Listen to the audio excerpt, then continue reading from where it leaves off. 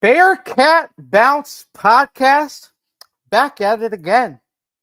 Happy Monday, guys. Happy Monday following Gobble Gobble Turkey Thursday, Sean Abayev Day to those who celebrate. Happy Monday as well, following another week with a Bearcat basketball win, and also a happy Monday following a loss in the football side of things. The culmination of the 2024 season, year 2 of the Coach Scott Satterfield era in the books. A tough one at home yet again. This time TCU. Sonny Dykes comes into town and resurrects his name for that part of things. But it's also a Monday, guys, where I'm going to bring in the pals, the squad, the crew. We are all assembled. We are all ready, and we are all excited to talk all things Bearcats. So without further ado, Aaron Smith, Chad Brendel, and Ryan Royer. Gentlemen, how are we? You know, we're here. We're live from the Cincy Light Studios. Yeah, we are live from the Cincy Light Studios. We're here. We're excited is one way to put it. Okay. I don't know if that's how I describe my mood exactly, but we're here. There we go. We are here. We are present. We are live from the Cincy Light Studios. That's right, Aaron. But yeah, you know what? Let's go back. So in order to move forward, you must go back. I think that's what Matthew McConaughey once said. But Chad, how was Turkey Day? Let's Sean Abayev Day to those who celebrate. How did the tasty ham turn out that you were able to put on the smoker? The ham turned out outstanding. That's the new way that we'll be doing ham going forward. It messed with people because when they saw it, they thought it was pulled pork, and then when you taste it, it tastes like ham, exactly like ham, just pulled version. It was really good. It was a big hit. Wasn't as good as my uncle's turkey, which is the best turkey on the planet, but it was still delicious. So a rousing success. The mac and cheese was also very good that I made. So, I carried my weight, which is substantial. People walked away happy. That's all you can ask for. They saw, they conquered, and they walked away happy because you dominated your dishes. That's all that matters in the grand scheme. You control what you can control, Brent. I can control the quality of the Thanksgiving dinner for the family, and I did that. Well, good. I'm very proud of you, Sir Chad Brendel. Thanks. That's all we can ask. Aaron, sir, how are we? You made it home from Athens. That's good to see. And then also, how was your Turkey Day, man? Thanksgiving was fine. Made it to Cincinnati and got to celebrate with family, and then back home same day. Gotta love all that driving, and then back out to the game, and back home same day. Not terribly upset that the season's over and I don't have to make that drive anymore for game days, but yeah. And potty training's still work in progress. But we have the infant has started to sample real food. Got into a little bit of mashed potatoes at Thanksgiving and some sweet potatoes, and had a little bit of broccoli last night. So we're just 5 months old, 6 months old, something. So 5 months. So grown up baby food is what the baby has been able to partake in. Yeah, I guess you could say that. Okay. Well, good. Hey, steps in the right direction. Potty training going better. Sounds good. I love the weekly update from you, Aaron. But aside from that, the winter wonderland that was Cincinnati. Did you bring it all the way back to Athens with you? Was it snowing the whole drive home? It was light, but there were some spots that were slick. The people were having more issues within the 275 loop before I got out of Cincinnati than they did on the drive home. I think that's because most people out in that area have trucks. So my favorite part of you driving back and forth Indy to Cincy and back was after some basketball games when the snow's just coming down and it's a little late at night, and it feels like it's like driving like through Star Wars, like with like stars coming at you, but it's like snowflakes coming at you. You really got to focus in and just make it home. Survive the Turn day. off your brights. You know what? Sure. I agree with that. Brights off. Be smart. Royer, the boy. How was your boomtastic Thanksgiving, my man? It was good, man. Got to see some cousins I haven't seen in a while, my brother and sister. So it was a good time. Food was great. Got to spend some time with my family, with my grandpa. So I enjoyed it. It was a nice little getaway for the 4 days or so. But yeah, didn't end out well with the Bearcats. So all good things. That definitely didn't help make it better. Fair. But we could talk about that in a little bit. Yeah.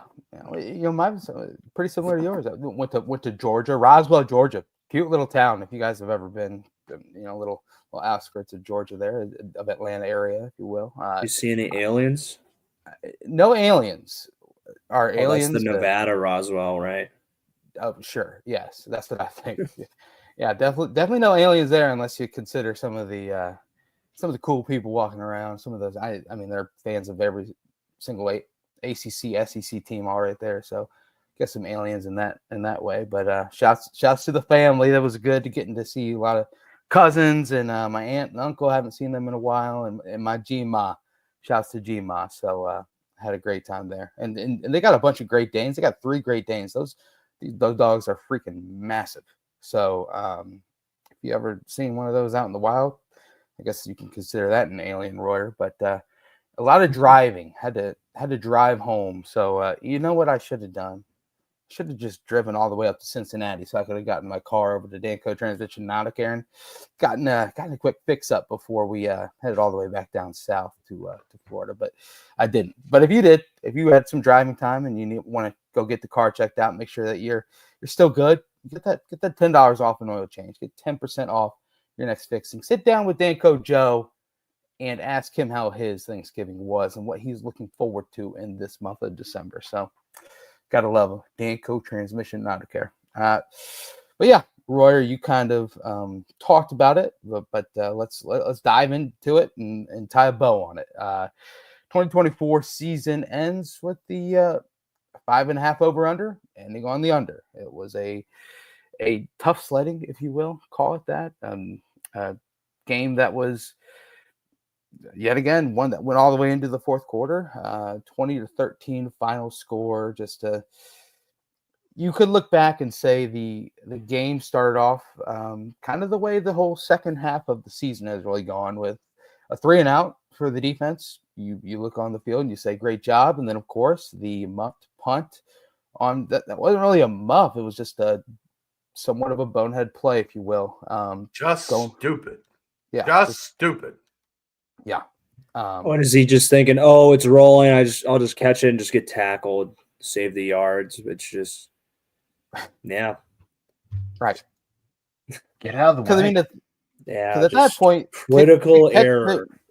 Kick catch interference doesn't even exist anymore at that point. So you can get clobbered while you try and touch it. So it just, I don't know. The whole thing is just very, very frustrating. But either way, yet again, deep into the fourth quarter, you kind of wish you had a couple more timeouts to play around with. We'll talk about that later as well. But in the end, 20-13 final score.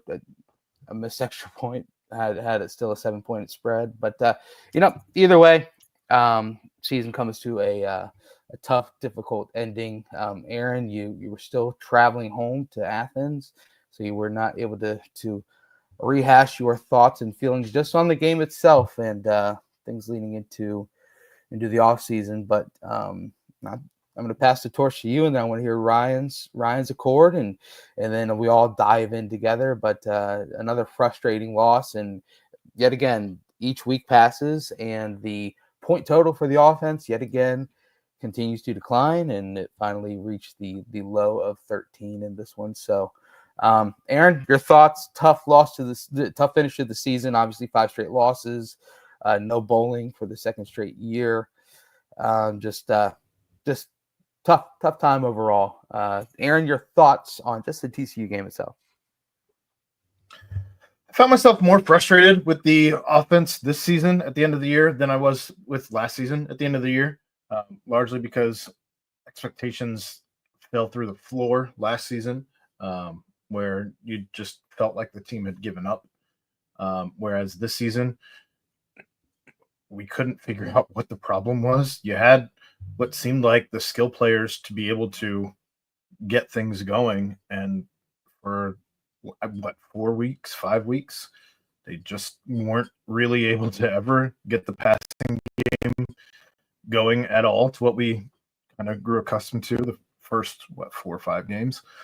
So that was hugely frustrating.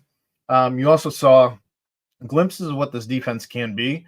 The second half of TCU was far better than what the first half was, and what the final product was at the end of the season was far different than what the defense was out there early on. So I think that we saw 3-3-5 is going to continue to improve, especially as you have continuity built into that defense, building year after year. So I'm curious to see what Tyson Vite's defense looks like next season after having the opportunity, because he has the opportunity to finally bring in his guys. Last year he was playing with Brown's guys. So it'll be interesting to see what he can do with that offseason to kind of work with the portal and bring in some of his guys. Special teams continue to be an abomination, and that is probably one of the top things on the list to fix during this offseason. And I'm sure we'll get into a deeper conversation on that, but those were kind of my thoughts. Yeah, let's do that now. Special teams. Mason was definitely off throughout the last handful of games, and Chad, you voiced this on the aftermath. Just uncharacteristic of how he had his entire career as a Bearcat up to this point.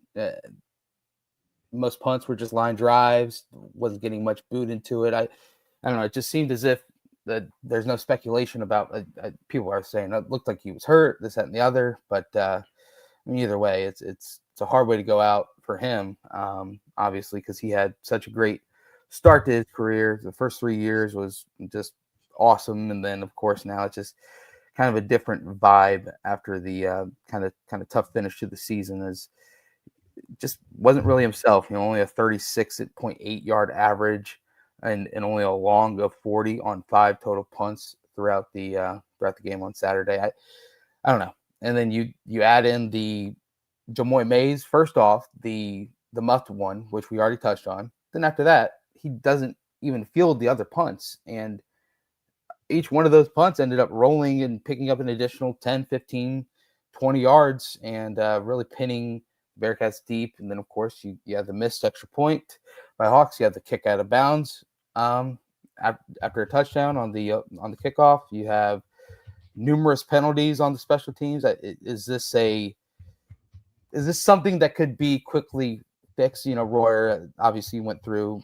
a special teams coordinator change when Mace left to Notre Dame, and then of course obviously this, that, is it something that is schematically, or is it kind of an overall arcing thing? It just seems as if, and also not to mention the punt returns and kick returns just completely non-existent the entire season. Just a thing that could be a spark for a team that needs a spark was just never even accessible. I don't know. Very frustrating. Well, it starts with the philosophy of your program and the importance you make on it, and therefore seeing the types of players that you have on your special teams. We made a huge emphasis of having our starters be on majority of our special teams units, and then we'd backfill in a lot of the positions with guys like me who'd been in the program for 3 or 4 years, and kind of like that was their whole life, was making it on these units. And then you have those supporting guys supporting like your starters on offense and defense. I'd have to go down the list of the guys on special teams for the Bearcats right now, but it doesn't seem to be that same type of priority where we have starters kind of manning these important units. It's also scheme, and it's aggression. It's aggression in your scheme. Like, these are going to make a difference. It seems like we're playing just not to make a mistake, and we're still making the mistakes too, which is like a double-sided blow to us.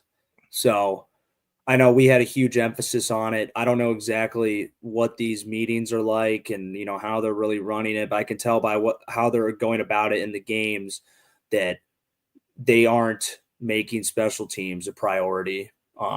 It's a net negative, a huge negative on our team, and it's been that way for a majority of the year. And I think when you have a team like us who's in a conference like this, when it's a lot of coin flip games, you need to be scratching and clawing for every little opportunity to find yards, to find an extra first down, to find an extra turnover, or to create momentum, like having a huge hit on kickoff to start out a game, to start out a half, or after a big touchdown. That matters, but you can only make it matter if you in a game, if you make it matter like culturally in your program, and that just doesn't seem to be the case.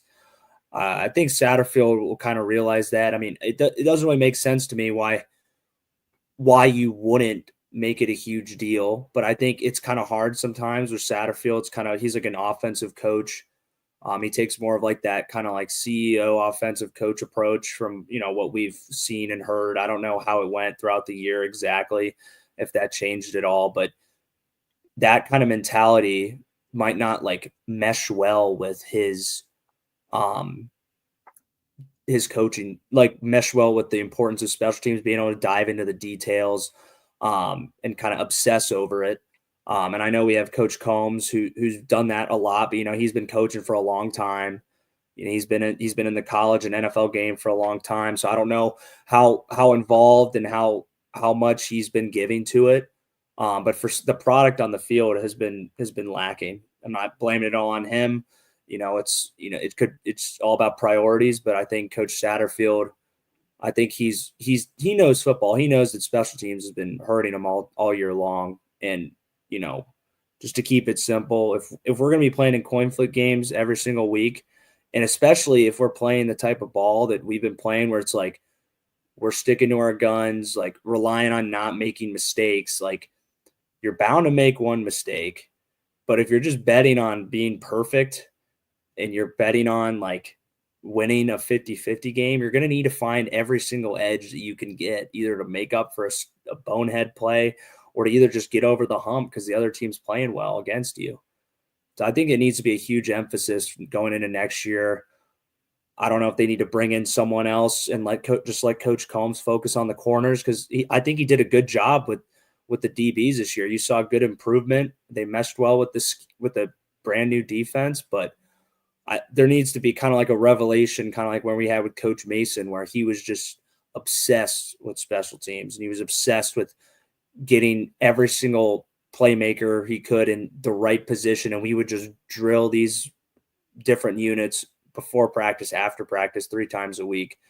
I'm telling you, it'll make a difference. It made a huge difference for us. And I think if Coach Satterfield, if you're listening, like make that one of your top priorities, because it'll win you some games, because it's lost us some games this year.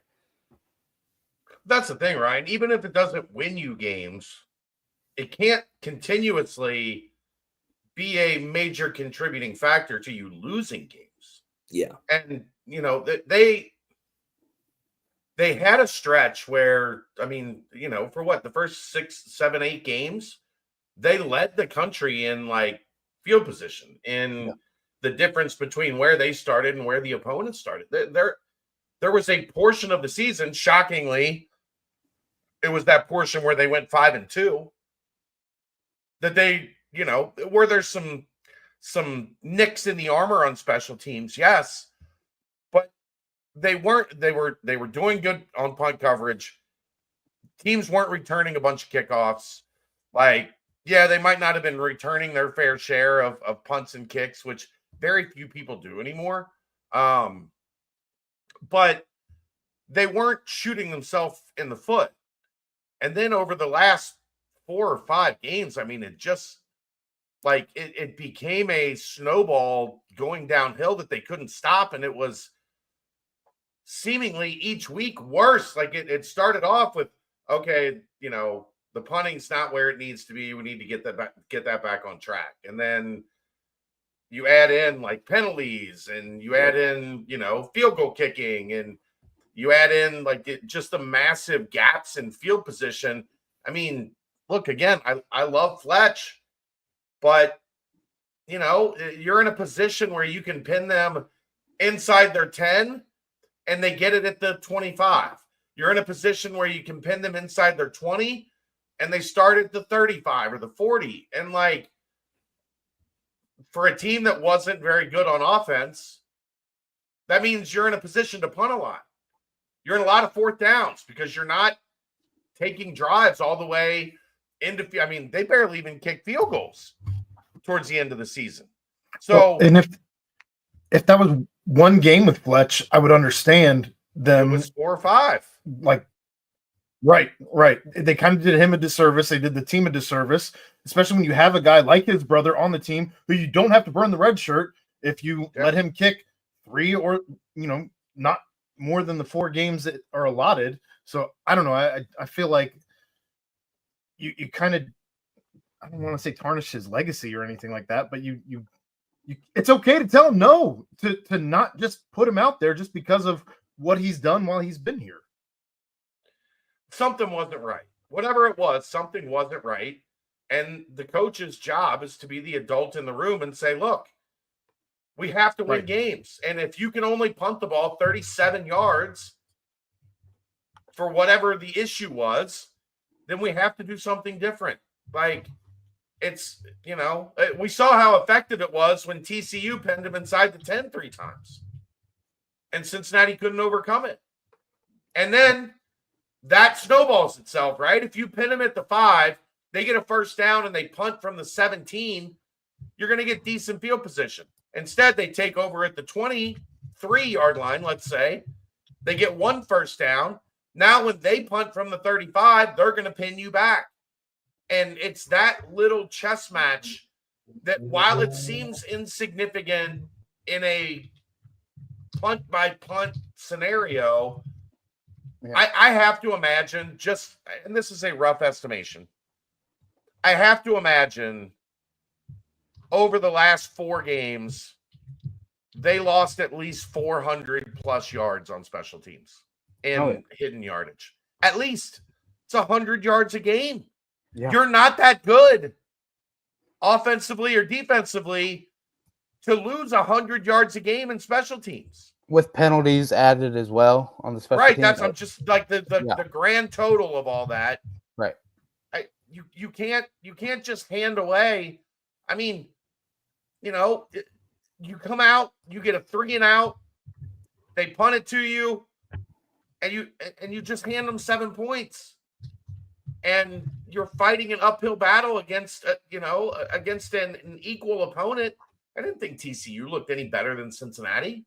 No, I thought they had them a little befuddled at times, and they didn't want to be in the cold, freezing their ass off.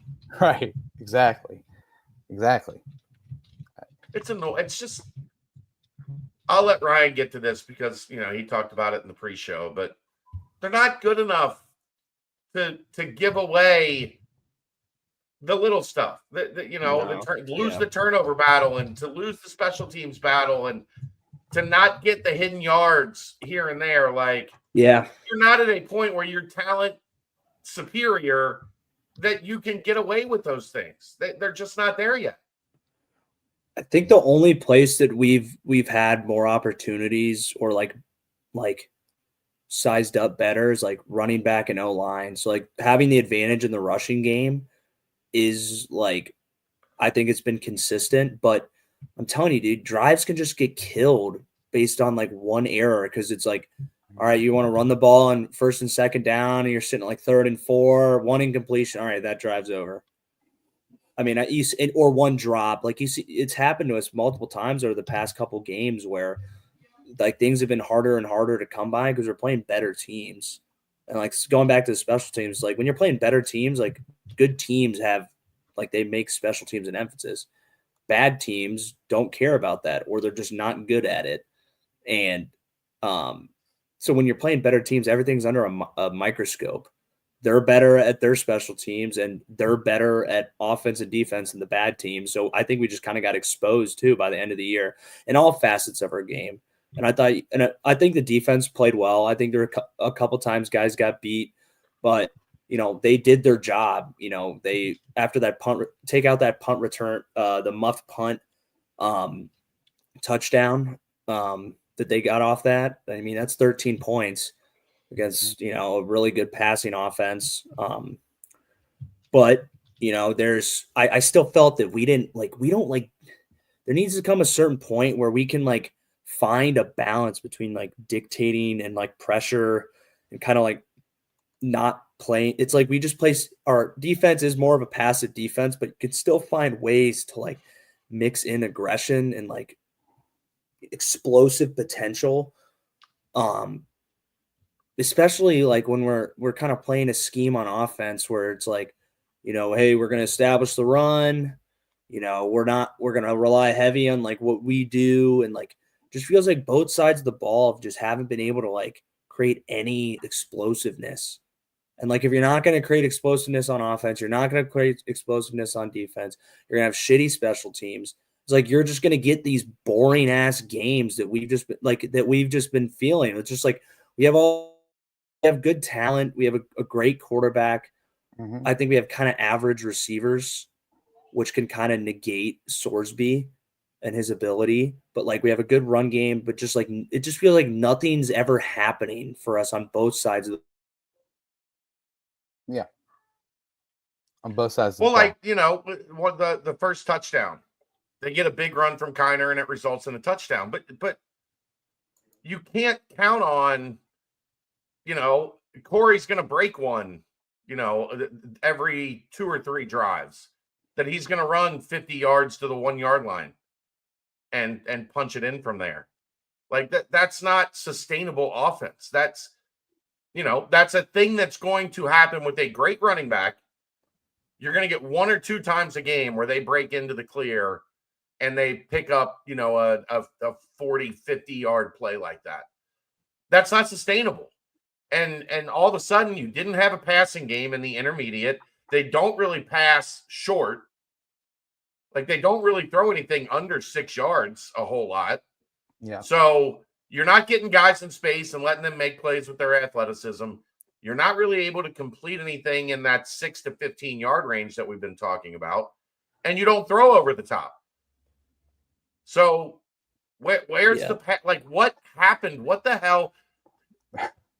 Right. They need to just look, okay, going into this offseason, we're going to sit down and study different styles of offenses, teams that run sets similar to us, teams that, use the same type of personnel we use, but they do a better job of getting their guys in space and getting their guys in position to make plays. Because this offense over the final 7 games, they didn't do enough of it. I think we have average receivers, and I think the better defenses we played were just teams that have better players. They're better teams. Sometimes the stats might be the secondary isn't as they're a little bit worse against the pass than this other team we played. But, I think we knew this back half of the schedule was going to be tough. We knew that they were going to be better teams.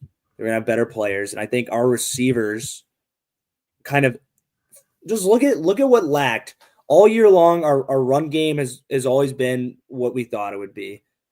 Pretty consistent.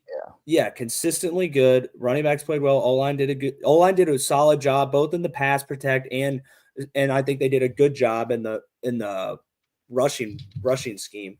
But we started playing these better teams, all of a sudden the passing game just disappears because I just think because we have the quarterback who can make the throws. I just don't know if it was a combination of play calling or not believing in the receivers because the receivers aren't super dynamic.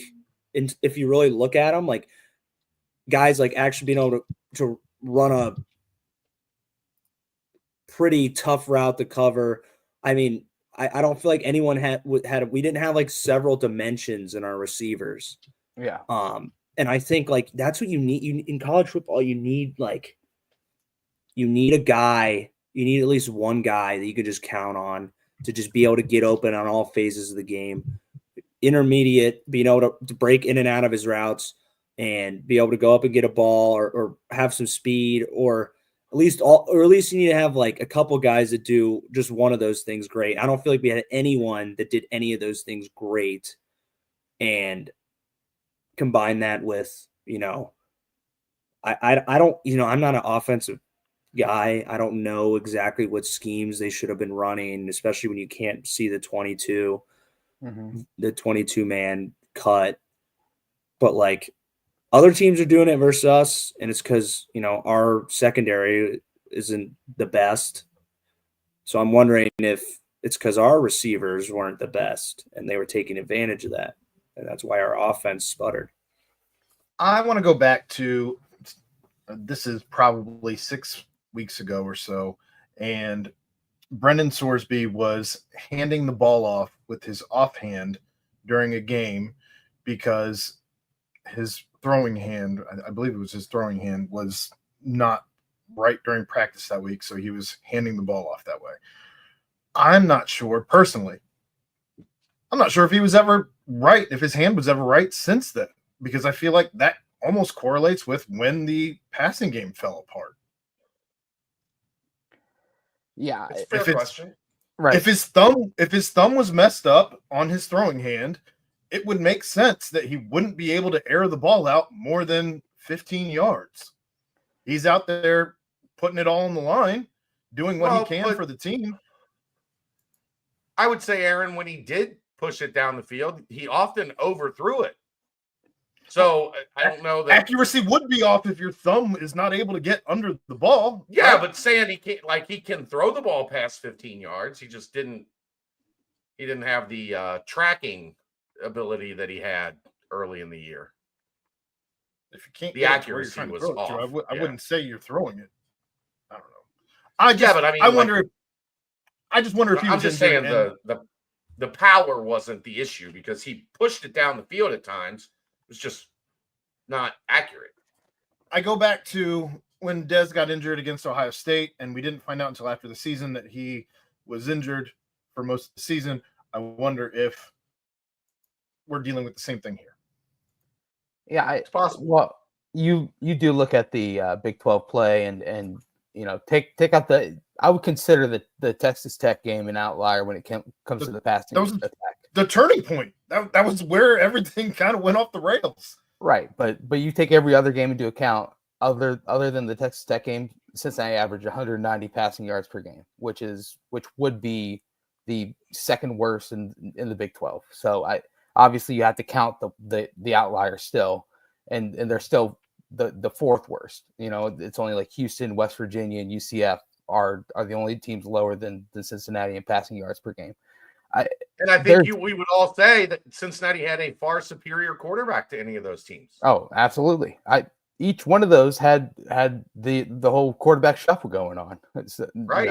Whether it be because of injury for Garrett Green or whether it be, UCF figuring out who the heck they were going to put out there in their carnival of sorts in the backfield. And then, obviously the Houston thing as well. So it begs the question, like, what happened? What happened to Xavier Henderson throughout the season?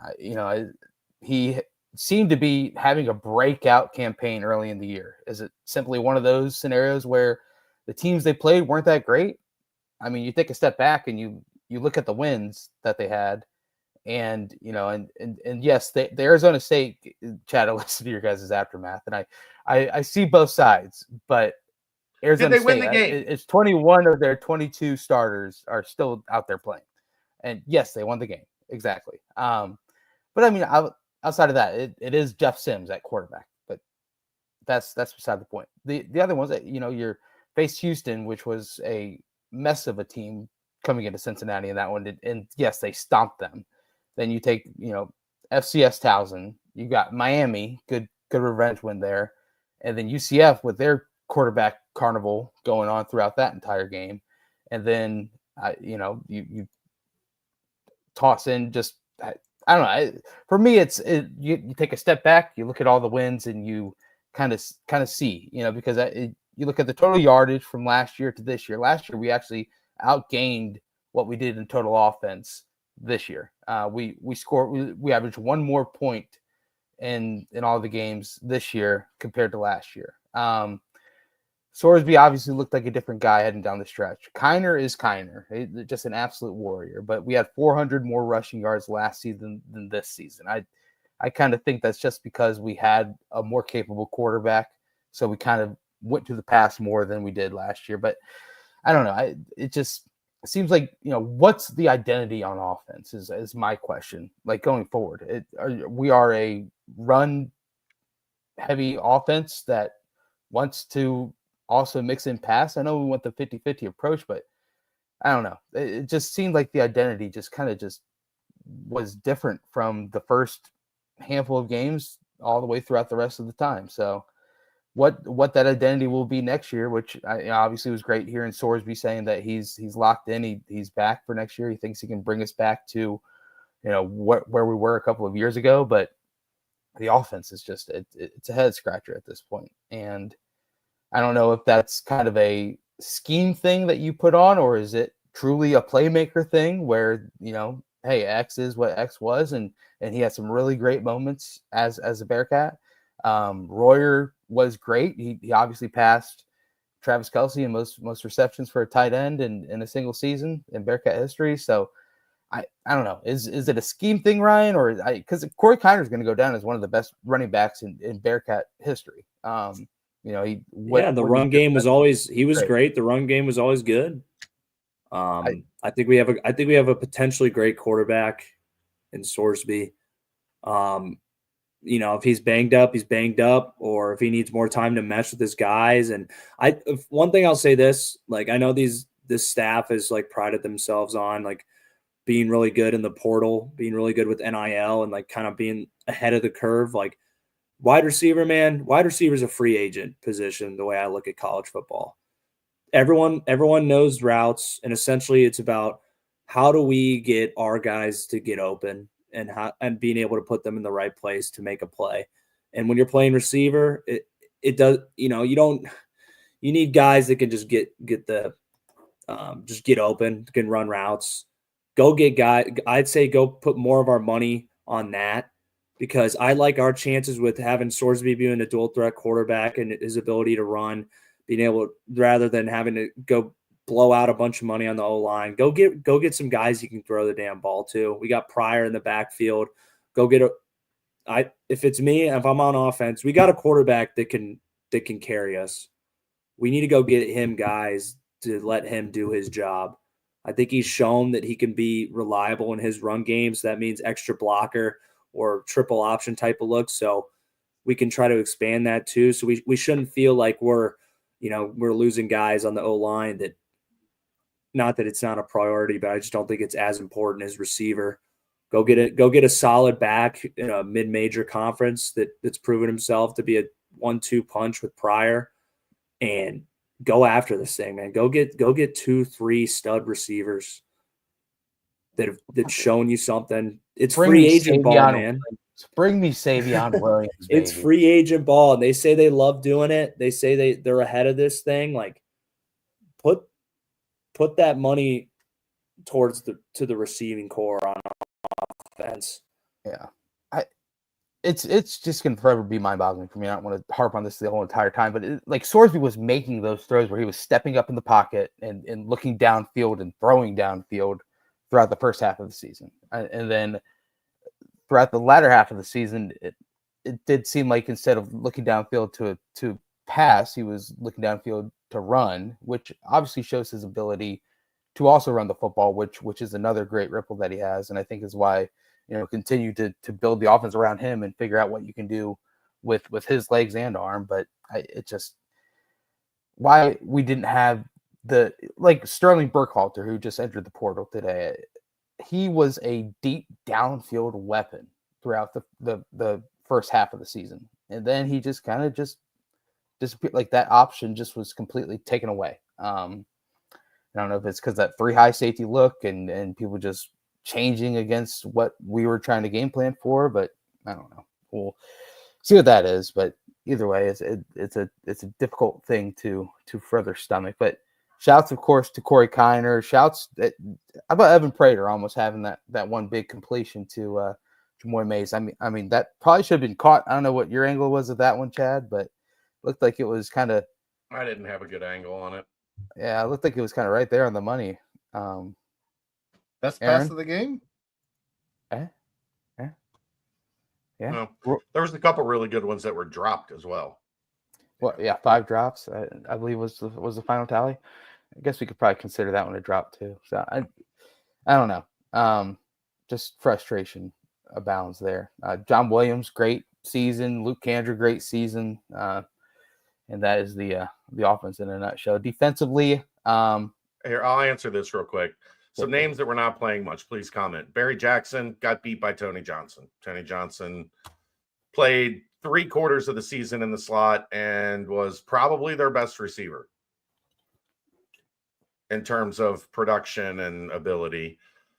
Brady Drogosh was a guy that changed positions. Like, I don't know what you expected.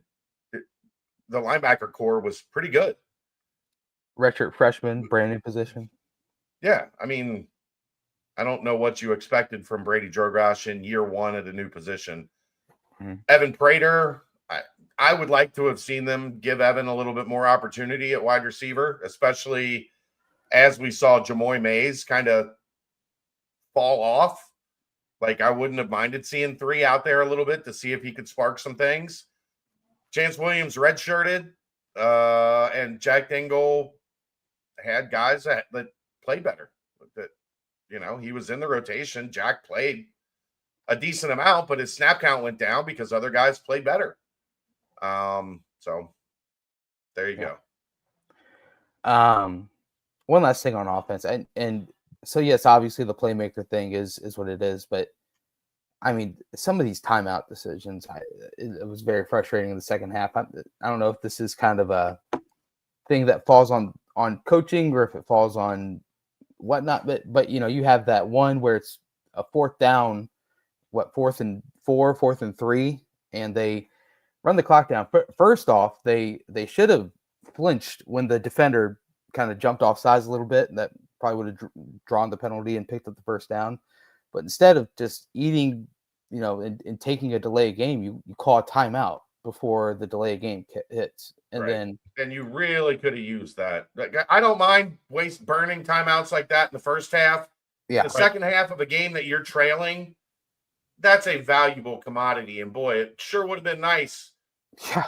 Either to keep more time on the clock and use those timeouts on TCU's last drive, right, or to have them when you get the ball back where they move the ball 50 yards. Just not enough. But you didn't have any timeouts. You didn't. Right. Don't get me started on running Joe Royer all the way across the formation on with the clock running.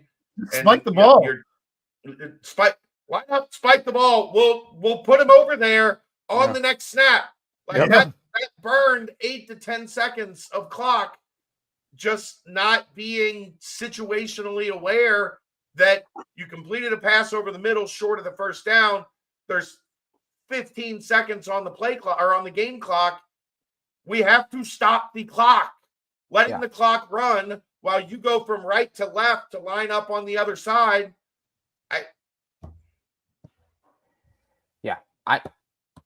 Also, just going back to it, you call a timeout to then punt instead of go for it on 4th and 4, and then before you punt, you get a false start, so you move back 5 yards anyway. Right, you lost the 5 yards anyway. It's just it's unbelievable. And then the other timeout was later on where they had to, they did a late substitution, and then TCU played that game that all these teams play. That rule's so garbage. Oh my gosh. And so you really shot yourself in the foot there, but I digress. Defense, obviously we kind of touched on it already, Royer. It seems like they are getting better and better as weeks pass, as Aaron was mentioning, just getting the scheme down. I think one of the bright things to look forward to in the future is that you did get a lot of true freshmen getting some good important playing time out there on the defensive side of the ball. I don't know how hype I get about that though in this day and age, because there's no loyalty to this anymore. People can bounce and leave. It's about who's paying who. So I'm not like super stoked about that, because like it doesn't mean anything now. You don't have, it's not like this, we're going to know all these guys are going to be here for 4 years. So I'm like, or that we're not just going to go pick someone up next year. So it was hard for me to really get excited and be like, hang my hat. Because it's, dude, what it is right now, college football is turning to NFL. It's all scheme.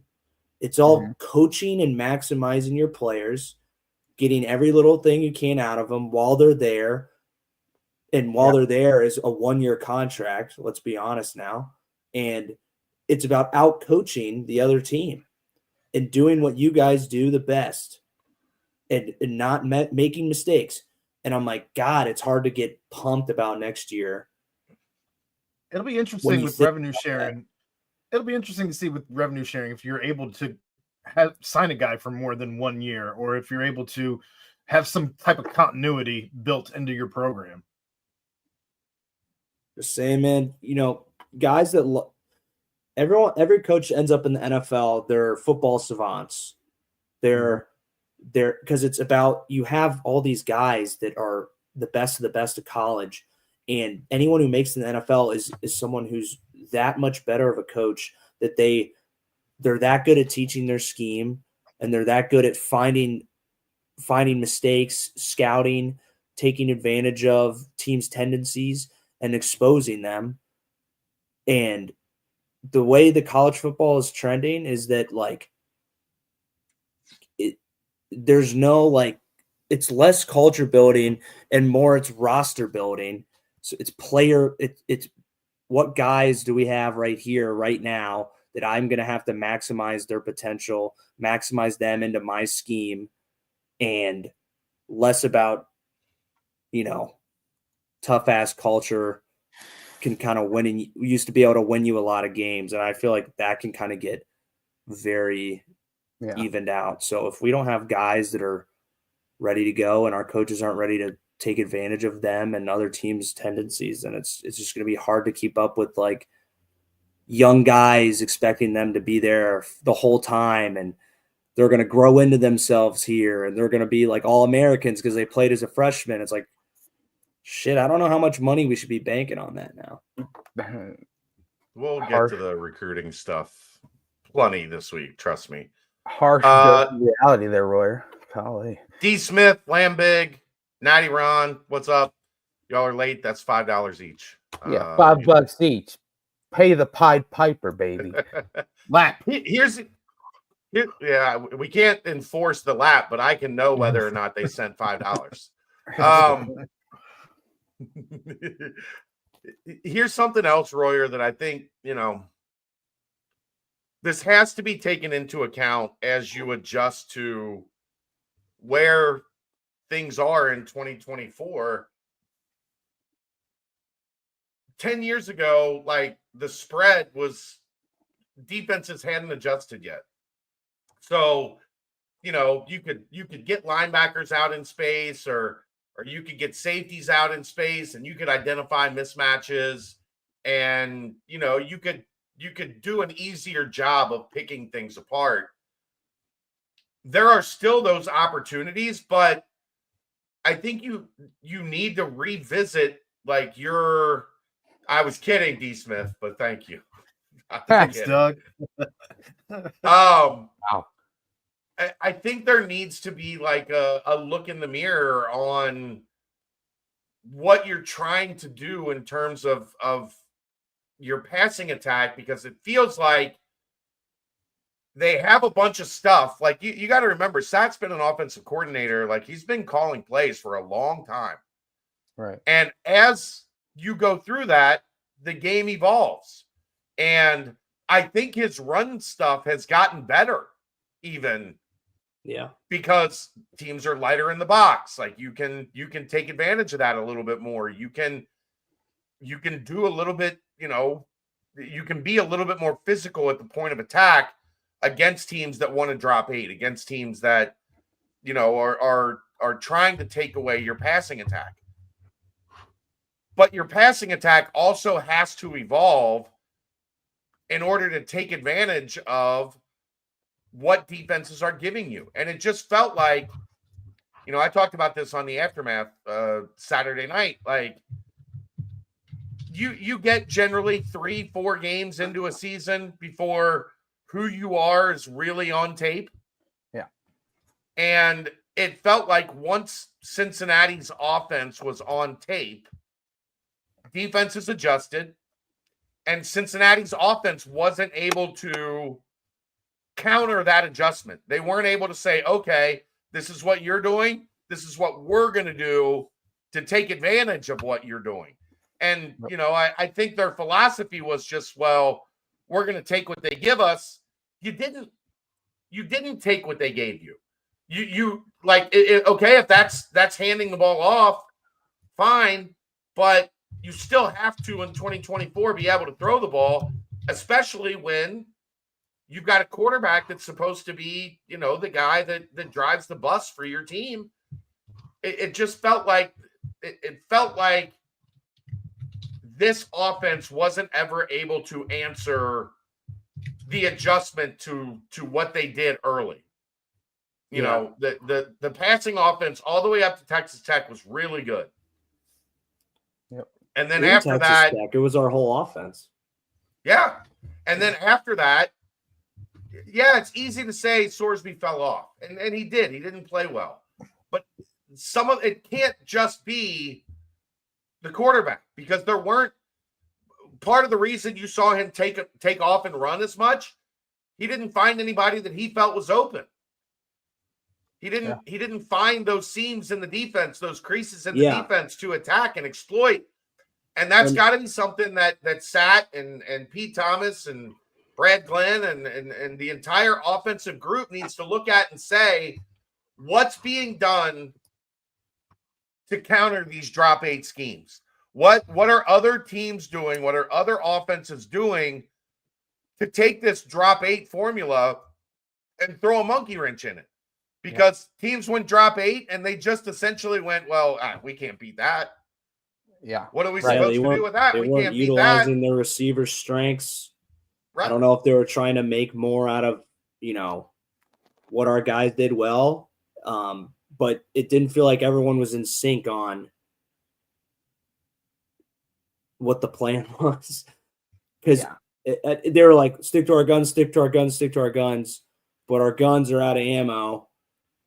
The targets are moving all around the range. You can't get any hits. Firing blanks, Royer. We're just firing blanks. No. The funny thing is, so you listen to the broadcast, and I, you know, wasn't at the game on Saturday, but you listen to these announcers who obviously don't have Cincinnati week in and week out, and almost every time, like when it's like a third and medium or third and long, they'll say, "I think Cincinnati's going to go for Royer here," and like it literally never happened. Like it just seemed like the other team thought that too.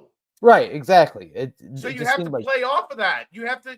Joe did drop a couple third down passes that didn't help. Yeah, that part did happen as well. But it just seemed like, you know, teams. Do you see how much TCU just absolutely made it?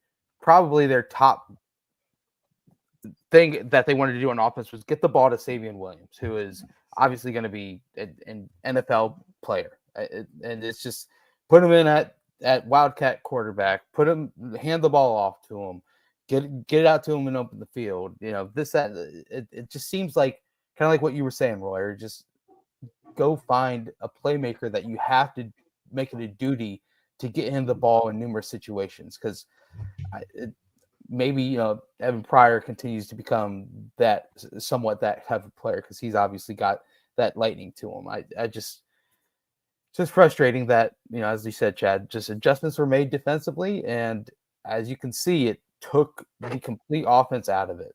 Because sure, they were able to move the ball on the ground, but you're not scoring points. The point total dropped every single game, a lot like last year. You know, you moved the ball a ton. You know, you were one of the best rushing attacks in the entire country, but you didn't score. You just simply could not get the ball into the end zone, and that was just the problem again this season. Yeah. They keep saying you're close, but you got to score the football. Like teams score the ball a lot in college football these days. You look at all the games out there, unless it's Michigan, Ohio State, which is wild game, go blue. But it's just got to figure out ways to get the ball into the end zone at the end of the day. Yeah. Well, I mean, Brent, you remember how this could be like the last kind of hit on the offense. I talked about the other week. It's a numbers game. So when you do drop 8 on defense and you got 8 defenders on our 5 offensive players, but let's just say it's a wash, 1 guy for the back. So it's 7 on 4. So you're telling me teams can't figure out how to favor Royer or favor Henderson in any like high leverage scenario where they're like, we're going to worry about these guys here because anyone that knows Cincinnati knows they're going to do this with them in this moment, this part of the field.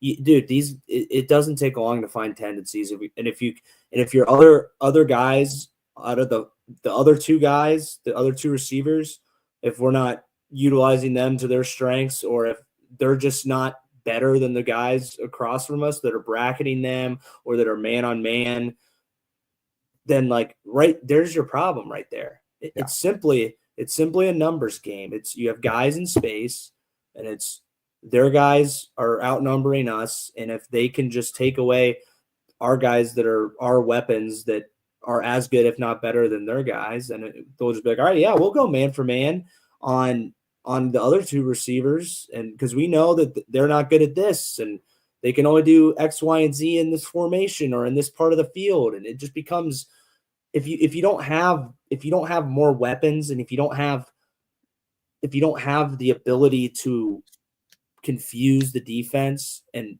break up tendencies, then I think you're kind of looking at the problem. The formula was written on the wall, and it's pretty simple formula to solve. If you just break football down to like what it is on defense when it's just numbers, and it's just like I'm not surprised. Yeah. I'm surprised we didn't do anything about it for 5 straight weeks, but I'm not surprised that the result was what it was based on what we were doing. Great. We can obviously keep going on and on about this, but we gotta move on. Plenty more off-season football talk coming though. Obviously, signing day Wednesday, Chad. You're gonna have a bunch of stuff all over BCJ when it comes to that. We'll have we're working on ironing out all the details, but we'll have our annual conversation with the coordinators that we always get. Sat has a press conference Saturday or Wednesday afternoon, and then Wednesday night, Zach Grant will be joining Dave and I to break down the signing class as well. So nice. We'll have it covered. Wall to wall covered. That's for damn sure. One last thing, guys. I just want a phrase out of each person, because this is obviously back-to-back seasons. 8 total wins in 2 straight years. You can quickly go back to time when that Ryan Royer is very familiar of, and that would obviously be the 2016 into the 2017 season, back-to-back 4-win seasons. But that was with 2 different coaches, Tommy Tuberville and then Luke Fickell, obviously.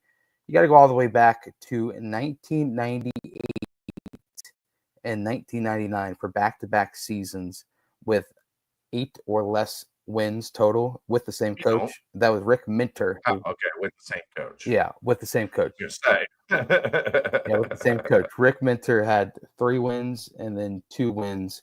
99 3 wins, 98 2 wins. Just a quick phrase out of each of you guys on what you think needs to happen change-wise in order to have next season's win total hike up more than obviously what it has been. Is it recruiting? Is it portal? Is it scheme? Is it just anything? A quick phrase in order to bump up that win total, get back to bowling, get vibes back up throughout the program. Royer, we'll start with you. Work our way around. Portal the receivers in. I could like where the defense is sitting at. I think they need to go out and find support in the secondary with solid support and depth, because I think that helps open up some dynamic abilities to the scheme on defense that I already think we're going to pursue in this offseason, because whole another year under Vite, guys I think he'll be able to have his foot kind of settled where he wants and be able to figure out, who's who and who can do what a little bit better and run up some different schemes too. I think special teams, I know we really bang the drum on that, but you got to go out, go get a special teams coordinator, other than Kerry Combs. Let Kerry Combs coach the secondary, and you got to drill home the importance of your units. You got to have a kicker that you can rely on. Anything 40 and in is made every single time, and he's about 75% from 40 to 52. And I think we'll be. What'd you say? Sorry. I said, let's go, Rome.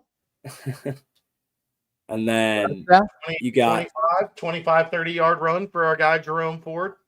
What do you hit? Yeah. Touchdown? No, just a nice little first down, 20 yards. Yeah, there we go.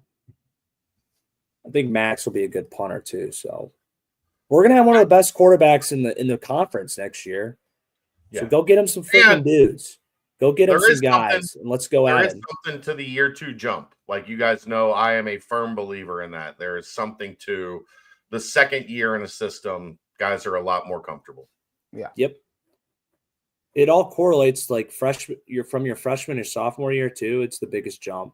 So everyone gets the biggest, strongest, smartest, fastest, most smart, I should say, not smartest, but smartest. Yeah. So I think you're good. It translates also too from like your second year within the program as a player, getting comfortable with the defense / offense. So you're not spending so much time in January and February playing catch up and like trying to learn the system. And you know it, and you're just developing as a player. Right. I think I think Coach Satterfield, he's got his keep an open mind to scheme adjustments, to coach adjustments, if I was him, I'd challenge him, dig a little deeper, get more hands-on with your offense.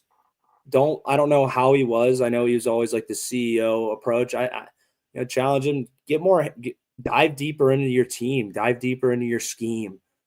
The closer you get with your players, I mean, the more in tune you guys are all going to be together, and what makes everyone click. And you'll kind of have a good way to make adjustments because you just know your guys a little bit better. So that's about all I would say is the goals in the off season. I love it. Aaron, what you got? I don't know what's left on the table after Ryan attacked the offense, defense, and special teams, along with coaching as well, in case there was anything left. If we're just going to give one, other than that, how was the play, Miss Lincoln? Yeah, right. I don't know. For me, the biggest thing that needs to be addressed immediately before even worrying about. I know obviously you have to get through things chronologically, so you need to dive into the portal and finish up recruiting this class this month. All that's happening. The very next thing on your list, though, has to be addressing the special teams coordinator, and let everything else just kind of fall by the wayside until that is handled, because that is so many yards were given up. Those hidden yards. I think so many games were altered because of what was missing in every facet of the special teams, not just kicking, as that was an issue that we had both punting towards the end of the season, kicking field goals towards the beginning of the season, covering punts, covering kickoffs, returning punts. All of it has been a mess. And I don't even know that you can point to a beginning or end of the season for any of that. So just that's the head of the snake for me, and everything else, figure it out after that. Lambig, this is an interesting, and I don't want to get too deep in the weeds. This could be something we talk about here in a week or two, because we're going to need stuff to talk about in a week or two. getting coaches before the portal. The portal opens in a week, essentially, like the 9th, I think the portal opens, which is a week from now. You're going to have 12 teams in the playoffs, and those teams are where, that's where the hot assistants, the names you want, like the guys that you want to be available and bring into your program. And this is going to be a big problem for the coaching carousel as well. Most of these guys aren't going to be available until their team is eliminated from the playoffs, and the portal is essentially going to be picked over before any of that happens. And a lot of times, the talented players on those teams as well that might be backups or whatnot that are debating to enter the portal or not are still playing, still out there. Yeah, but I'm talking more just from the coaching carousel standpoint. Right. Like if you fire coaches now and you want to get ahead of the cycle, I don't know exactly how you do that, because a lot of the names that you're going to want aren't going to be able to talk to you for 3 weeks, a month, until their team's out of the playoffs. Yeah. Especially, you've got the 4 teams with the bye. 4 teams are going to win. They're going to go in and play those teams with the bye. Mm-hmm. There's your 8 best teams in the country. Like, there is a significant shift that's going to happen in the hiring carousel, not just for head coaches, but all the way down through coordinators, position coaches. Like the names that you want are going to be occupied and not really be able to talk to you. There's also the notion that, like, a lot of times guys won't change jobs until after the recruiting cycle is done. They want to finish up what they're finishing up at their school, and then they'll move on, or the school wants them to finish up at their school before they really move on. You notice last year we saw a lot of late changes, and that was without a 12-team playoff. Like, you were seeing into January and February, there were still assistant coaches coming open and spots coming open. Tyson Veit didn't get here. I talked about that Saturday night. Tyson Veit didn't get the UC job until the portal was closed. Yeah. So they added all of these defensive players because they knew they needed help on defense. Right. And then you brought in a defensive coordinator that ran a different system that couldn't fall back on, these are the guys I know that could fit what I was looking for. Or, we were talking to some of these guys at Iowa State. It's I don't know. Like, the coaching carousel is just kind of an afterthought in what all of this means. The portal opening before the playoffs even begin, and then the fallout of all of that. And when you're trying to get into the hiring cycle, I can't imagine trying to navigate this stuff, because you could want somebody okay, we've got a guy. We think this guy can come in and coach our special teams. That's the one we've talked about the most. This guy can come in and coach our special teams. He's a rising star in that particular field, but he's coaching at Georgia, or he's coaching at Clemson if Clemson makes it in, or whatever. You want to get into Dallas, he's coaching at Texas or SMU or whatever. We might not be able to hire him until January. Because he's got a job to do, and then we bring him in, and the portal's all but closed or picked over at that point in time. So he doesn't get any say in what they're going to do to help bring things in. It's just another one of those layers. As I hate this phrase, but as you peel back the onion, because I don't like onions, so I hate the term. As you peel back the onions have layers. They do. And, it's one of those things that's okay, we might want to do this, but maybe it's smart to wait. Maybe it's smart to let things develop a little bit and have a little patience. And D. Smith brings up you're picking from bad teams early.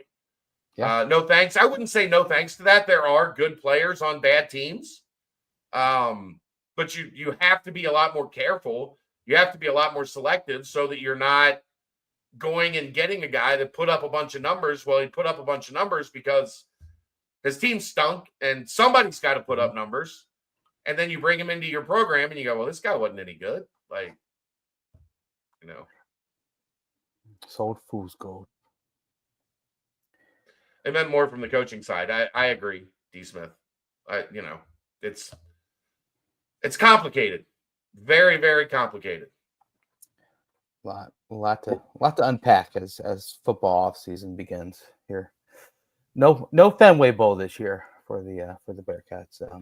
I mean, I don't know. I haven't heard for sure that they've been eliminated from bowl contention. So I think there's enough 6-win teams. So I think that they would have to. Do we know that for sure? I'd say 98% sure. Okay. I guess it would have to be like if somebody declined. Yeah. So we'll see. But let's go ahead and timestamp this, and we'll get into my favorite segment after that. Quick Paper Supply, your local and family-owned restaurant supply company for all your non-food products. They service over 150 restaurants with weekly low minimum next day deliveries. They provide a wide range of food service products from to-go containers, cups, custom printed products, eco-friendly, and much more. They also have cleaning and restroom supplies for all your janitorial needs. Call Nick 513-470-2029 and reference Bearcats for 20% off your first month of purchases. Yes. Gosh, it's almost that time, Ryan. Get excited. Oh, man. Fiercely independent and unabashedly innovative, New Riff produces award-winning bourbon, rye whiskey, and gin at their distillery in Newport, Kentucky. The Aquafire Tasting Room, located on the 3rd floor of the distillery, features cocktails, flights, and pours of New Riff's entire line of spirits, including rare, limited edition, and distillery exclusive releases. Bearcat Journal listeners can save 50% on distillery tours when you use the code Bearcats24. For more information or to book a tour, visit newriffdistilling.com. That means it's time for Riffin' with Royer. Yes. Okay. What does the basketball team have to finish in the Big 12 conference to make up for this 5-game losing skid? Or does it not matter to you at all? Good enough to make the tournament. That's all it is. Just make the tournament. But that's expected, though. So they got to be a little bit better to make up for this. Wear white in the first round of the tournament. Be a higher seed. Now, you'd like to stay away from 7 or 8 because if they're an 8 seed, I'll be territory. But hey, right. But be a 6 seed and up. And I think still want a 5. Okay, Aaron, if they get a 5, you're going to be pissed off. I just if given the choice, I still don't want a 5. So would you rather take a 6 than a 5? Yes. Those teams lose just as much. It doesn't. I don't think the percentages are the same. And then that's when you get the play-in team that gets a hot streak going. It's just unless that play-in team is Kansas State, and then they elect to not put you in any of the highlights when you beat Kansas State to play UCLA in the next round. I mean, literally, it was all Kansas State in that highlight reel. If you know what I'm saying, then you know. But yeah, I digress. Yeah, when I'd NCAA tournament, Aaron, 5 seeds make the second round at a 65% clip. 6 seeds make the second round at a 61% clip. So It is worse off to be a 6 seed. They make the Sweet 16, 5 seeds at 34%. 6 seeds make the Sweet 16 at 28%. There you go. Wow. I don't believe it. Gosh, this is like your guys' 3s versus 2s math argument. Just too much math for the BBP. Save that for the Although this is interesting, Brent. I'm ready. 5 seeds, 65% to win in the first round. What do you think 4 seeds are? Oh, I'm going to say 64. 78%. So a 13, almost a full 14% jump to be a 4 seed over a 5 seed in terms of getting to the second round. A 4 seed or higher.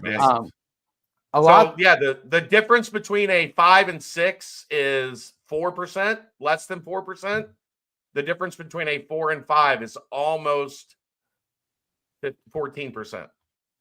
You know, a lot will come out of the wash after the game tomorrow, because obviously, since he hasn't really played anyone, and Nova's not some crazy great projected They have a NCAA team right great now. player. Yes, They have a great player. they're the second leading scorer in the country. So that will be a good barometer. But so far, it looks like the Big 12 is somewhat – it's going to be competitive. And the Bearcats will be right there in the thick of things, because I think you're starting to see some true identities of the teams come out as they play tougher competition. So, Royer, give me all the wins, baby. I want all the wins, because I was a sad little puppy late Saturday night, the sad little Brenty Poo over there in Roswell, Georgia, after the tough loss and no bowl game. So had to. Why make it so weird? Had to resort to numerous cups of the red wine. So give me all the wins. Give me all the wins to wash the sorrows away. All the wins. There we go. Next question. All right. So next year, you can only get one guy back between Dante Corleone and Joe Royer. Who are you picking?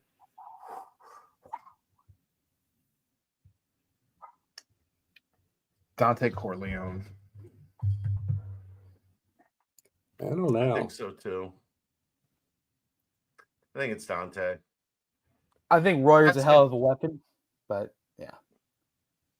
Chad, Ryan just likes him because his last name's Royer. I I think it's close. Cousin.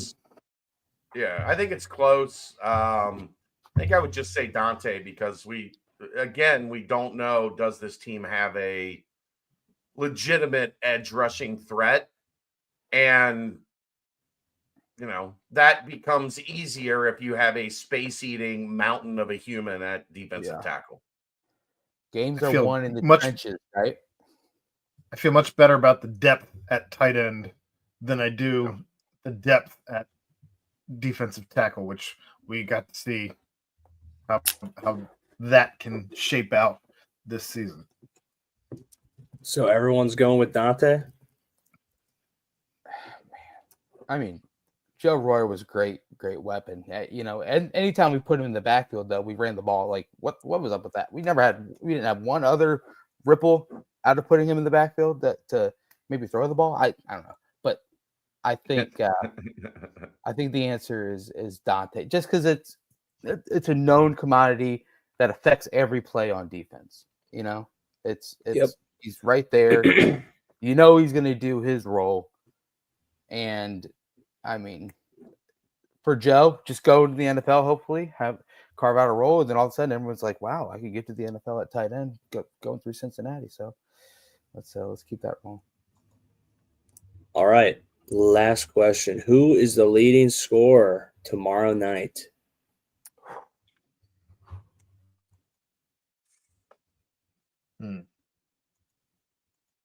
I'm going to go with Jizzle James. They have not looked like they've got a small point guard. They have not looked good. Villanova, that is, in defending like some of the ball screen actions that I think Cincinnati is going to use. I think Jizzle is going to look to be aggressive offensively. Now, some of it with him also depends on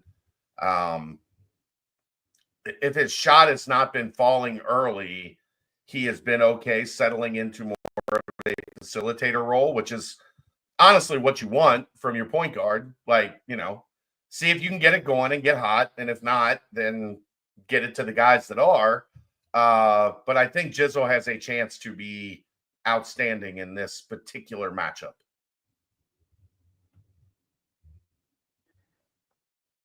Aaron? Well, I was looking to see what positions different guys were in the wins over Villanova. You got a guard, a center. I don't know. Maybe it's time to have the Dylan Mitchell game where he just goes off for 18, 20 points. He's been explosive thus far this season, and he's been nothing short of being able to score in and around the rim. If they had a center that scored 22 against Maryland, Maryland scored, their center scored 22. I don't see Aziz doing that. He's pretty damn good, though. But I could see Dylan Mitchell putting up something around that 18-point mark, which I think would be enough to lead this team, because have they had a game where there's been less than 4 people with double digits? I don't think there's been a game yet where it's less than 4. So I think 18 should be certainly more than enough then to lead scorers. I'd be surprised if you had a guy scoring 18 and not being the leading scorer. So yeah, Dylan Mitchell game. I do think CMOS rises up the the scouting report, and this one, the first time you face Georgia Tech, was kind of like putting probably your best perimeter defender on CMOS and making sure to run them off the 3-point line. Although Nova's pretty terrible at 3-point percentage defense. I don't know if that's just because teams have gotten hot. Yeah. I don't know. Yeah, they go what 6'5", 6'4", 6'5". Yeah, it's. We'll see. I'd go with Jizzle though. I think it's kind of the first bright lights game on national TV. I think he kind of shows out. So I agree with you. But let's also be honest. If it's CMOS, none of us are going to be surprised. No, exactly. That's why the easy answer is CMOS. We don't go with the easy answers on New Riffin with Royer. We like to digest and dig in a little bit more. Who you got, Royer? I was going with CMOS. Oh, there it is. Boom. Covered all the bases. Oh, boy. Covered all the bases. We're good. Are you going to ask that one question, though, Ryan? I was letting you lay it up. Come on. Okay. Let the folks hear it. Well, first off, thank you very much for texting me during Black Friday and asking if you wanted to buy me anything. I did not want anything, so I'm happy. You asked a lot. You were like, dude, just tell me, man. Like, I'll buy it for you right now. And I was like, no, don't do that. Don't buy that, bro. Put it back. So then I said, it would be fun to ask them, kind of like Black Friday talk, shopping at malls and whatnot. And you said, yes, ask it. Let's ask them. Hey, guys, on New Riffin with Royer, what's your favorite all-time store in malls in the history of your life? And I said, okay, that's a weird question to ask, but might as well throw it up on the New Riff. So Ryan, you want to ask that one? I believe you just asked it. You want to ask it again? Yeah. So guys, Ryan was at the mall. He wanted to buy me some clothes. I said, no, bro, we'll go together one time.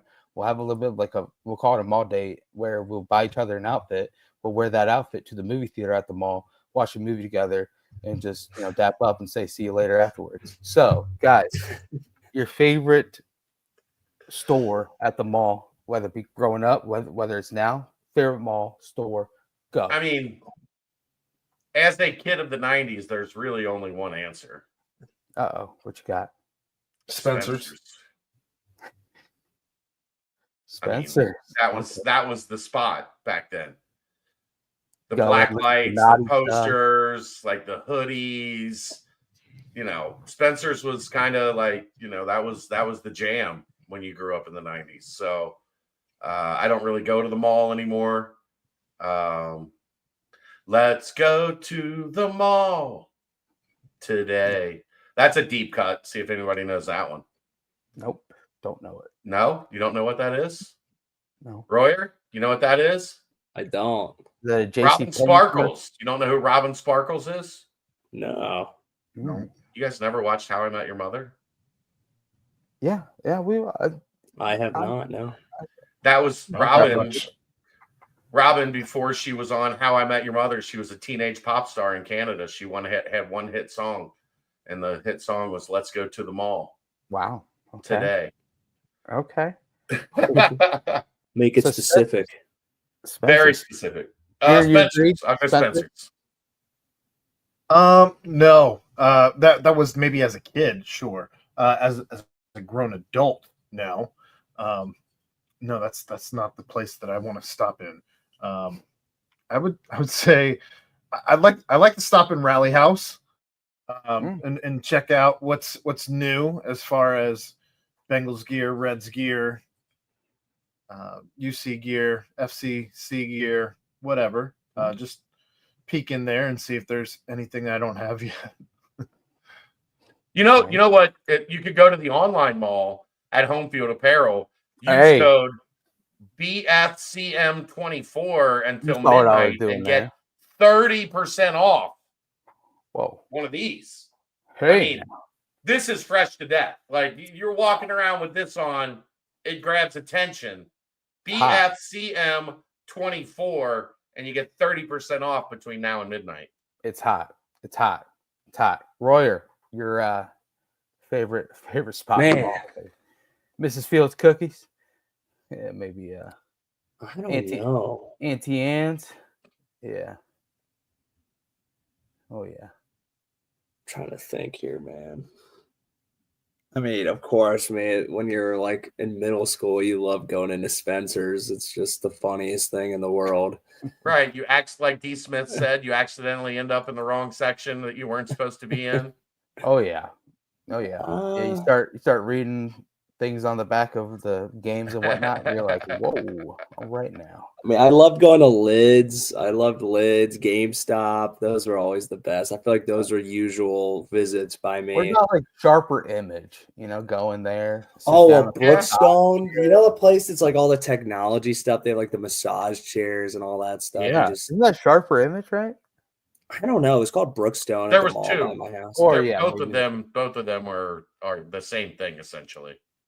Yeah. I mean, Annie Ann's pretzels is a go-to too. They're elite, man. Those are elite. Yeah. Those are probably all my hot spots right there. Walk through the food court and get each sample, and then you walk through again and you just snag them again. Sbarro. I would get Sbarro a lot when I was like really young, but then I transitioned over to the Chinese food or whatever you want to call that stuff. Whatever. Then you realize Sbarro just wasn't good. Yeah. You're like, this is terrible.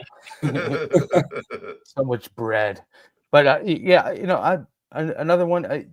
There was a Lafayette Square Mall in Indy. If you know, there's a place called Sports Fanatics there. They had all of the college sports, college shorts, like unreal amount of shorts. Each one of them were $60. And so you ask mommy and daddy for a little bit of cash, and you go ahead there and you buy a couple of shorts, and then as the years wear on, everyone steals your shorts, and before you know it, you are left with no college shorts. But they were fun while you had them. So shouts to Sports Fanatics. That was a good spot back in the day. But yeah, that's us talking Black Friday with my boy Ryan Royer. What a stud. But yeah, let's timestamp that. Let's timestamp that real fast. All right, Quick Paper Supply, your local and family-owned restaurant supply company for all your non-food products. They provide mostly disposable restaurant supplies, to-go containers, cups, pizza boxes, to-go bags, can liners, napkins. They've been open since 2009 and are one of the largest minority-owned companies in the city. Call our guy Nick, 513-470-2029, and reference Bearcats for 20% off your first month of purchases. Boom, baby. Let's talk basketball. Sbarro is authentic New York pizza, unless you've actually eaten New York pizza. That was a criminal statement right there. Yes. Oh yeah. Fox chimes in. What's up, That's B Lafayette Scare Mall, respectfully. Yes, absolutely. A bunch of us high schoolers walking in there with multiple $20 bills was probably the worst decision ever. I remember my friends. I forgot a funny story, Brad, about the mall. My friends just going there with like laser pointers and just point lasers at people just sitting around. Just classic middle school, just like dickhead McDonald's is authentic Irish food. Like you cannot do that stuff. But no, Lafayette Scare Mall is 100% right. That's actually McDowell's was authentic Irish food. Okay. Well, I'm dropping deep cuts tonight. Like, wow, you are, yep, and right over my head, deep and over my head. You've never seen Coming to America? Well, yes, but not like that. I could not requote, but yes, there we go. McDowell's. McDowell's. That was the remember they had the golden arches. We've got the golden arc. Yes. Very good. Natty Ron. Love you. D Smith. I'm dropping deep cuts tonight. Gosh. Keep the deep cuts coming. Wow. NW2 top G's all over it as well. But anyway, Lafayette Scare Mall. Wow. Good call, B Fox. But good to have B Fox in the house. What's up, B Fox? What's up, B Fox? What's up, baby? Basketball, man. First off, Sean Abayev. Chad, you were all over it. Obviously, smoke was in the air leading up to the final day of signing day. Turns out that Mr. Abayev did sign with the Bearcats at that point and just held off a little bit until he was able to get a video together and whatnot and announce the commitment. How about the Wes Miller video? Oh, he's hyped. As good of a like school produced thing. Like you send that out to every kid ever. Sean Abayev is a Bearcat. Like the hype was phenomenal. Yeah. And I mean, the fact that he mentioned, obviously he's a great scorer. Obviously he's can create a shot, great shooter, this, that, and the other. I mean, you look at his stats on the season at OTE, he's at 30.5 points per game, 7 rebounds per game, 5.3 assists, 1.8 steals. They're saying that he's going to probably be the MVP of the overtime elite. He's a 5-star, last 5-star since another 5. I mean, Jermaine Lawrence was 5-star as well, but first since Jermaine, the second highest rated recruit of the 247 era behind Lance Stevenson. I mean, the list goes on and on. I would be surprised if he's not McDonald's All-American. Obviously, that he's right on the cusp. Like, it's not a sure thing, but I just think his offense just would be so attractive to add that to the game. If you're picking names for the McDonald's game and you don't watch Sean Abayev play and think he could make this game pretty fun, like what he's doing at OTE has to be alluring because he's just bananas. Right. And the fact that all those highlights and all those clips are so readily available and all over the place, if you get Sean Abayev on your algorithm, boy, I tell you what, you're going to see a lot of Sean Abayev highlights. So, man, legit size.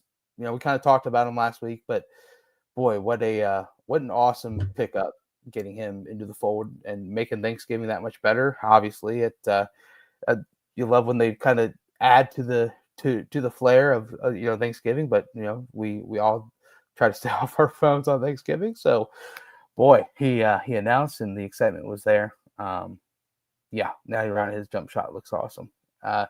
Anything more on Abayev, guys? Obviously, we've already touched on it on multiple levels, but him and Tillery in the same class, you already see a lot of people mentioning how that's kind of one of the more electric 2 incoming freshman classes that in the entire country at this point. So recruiting's up.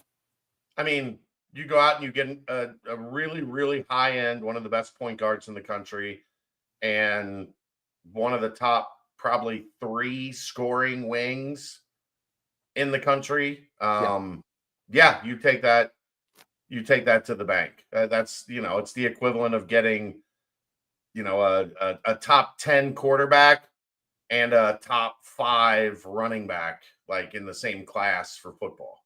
Mm-hmm. It's Wes and the boys, and credit to Chad Dollar for getting Sean Abayev and Andre Morgan for landing Keyshawn Tillery. They both kind of do their work quietly. Nobody really had Cincinnati as a major threat for Tillery until the end. A week before Sean Abayev, everybody was still saying Auburn, looks like Auburn. Mm-hmm. And Cincinnati comes in and gets the job done. Those two like to work in the shadows a little bit, but you can do that when you go get your guy. Right. Exactly. They did kind of the same thing with Tyler Betsy. They did kind of the same thing with Jizzle James. Like, all of a sudden, boom. Oh, damn, Cincinnati just went out and landed this top 50, this top 30 guy. Aaron, looks like you're getting ready to say something. No, I was just gonna say it cracks me up the people who are upset about the potential of a one and done being here and that he might leave after one season. Give me one and done. If they're that good to make the jump to the NBA after one season, then it was a fun year. Yeah, I mean he fits the mold of an NBA wing. Obviously we don't know what his defense is, but gosh, you can shoot it at that size with the athleticism that he's shown as well. It's just wow. I am excited for one Chanabayev and Ryan Royer is too, which makes me happy. So outside of that, got a big game tomorrow. First kind of barometer testing game for the Bearcats. Obviously, every metric loves Cincinnati up to this point. I think I saw that there are 10 total teams, or 10 total teams that rank in the top 20 of every metric. Cincinnati falls into that list. The first net rankings came out today. Bearcats are 11th in the history of the net rankings. If you take out the one COVID season where there was no NCAA tournament, 89%, 89 of the 100 teams that ranked in the top 20 of the first net ranking releasing made the tournament. So even though these early, kind of the resumes look a little botched based on who you play up to this point, but being high on that first net ranking seems to be pretty doggone important when it comes to success throughout the rest of the season. Still 9th in KenPom. Still, you moved up to 14th in the AP poll. Something that will be different as if you continue to win. But, the AP poll is what it is. UConn is still ranked in the AP poll for what that means after 3 straight losses over this past week. But first big test comes tomorrow at Villanova. We already mentioned Eric Dixon, the second leading scorer in the country, a little over 25 points per game. Bearcats are still a 4.5-point road favorite. That's the last I saw. KenPom's it's been all over the place. It started at 4.5, went up to 5.5, maybe even 6, dropped down to 4, back up to 4.5. Like it's been, the money has been all over the place on this one, which leads you to believe it's going to be a nail biter. It has the potential to kind of go off the rails in Cincinnati's favor if they can kind of control the game and take Nova out of it. Obviously, Nova, we mentioned it before, the 10-point loss to Columbia. Then they follow that up with another loss against St. Joe's and another 10-point loss against Virginia, and then against Maryland. Those are all pretty solid teams. I guess leading into this game, obviously, then Nova responded with a drubbing of Ryder to kind of give them a little bit of momentum heading into this game tomorrow night. But I don't know. I guess some main things that each of you guys are kind of looking at as the Bearcats amp up their competition level with the tough road trip at Villanova. It's going to be a good showing of what to expect from here on out. Aaron, you want to take it away?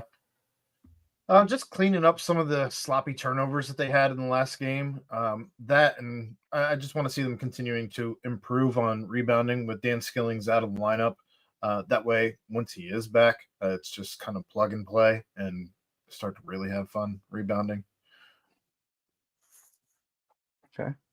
Well, yeah, I mean, offensive rebounding is a plus thing for Villanova. And so is they shoot a bunch of 3-point shots as well. So that both of those are a little scary to hear because obviously rebounding has been a bit of a difficulty at times with Dan out of the lineup, and then gotta run the opposition off the 3-point line as well. Chad, what are some things you're looking at in this matchup tomorrow night? So the biggest thing for Nova is like when they played poorly, they haven't played with a ton of energy. And they're not going to lack energy tomorrow night at home in that little gym, a top 15 team in the country. And the thing that worries me most is they did this a lot last year. Like that's how their metrics were so good. When you looked at their record and like the game results, you're like, that doesn't make any sense. But then they had these outliers, like 3, 4, 5 of them, where they would jump up and beat one of the best metric teams in the country. And it would take, their what should have been probably in the 70s or 80s and bump it up into the 40s. So that concerns me some, that like you could be walking into a little bit of a hornet's nest here where, Nova is going to play with great energy. Yeah. I think for me, you almost have to do what you did to Georgia Tech, where it's 14-4, 19-9.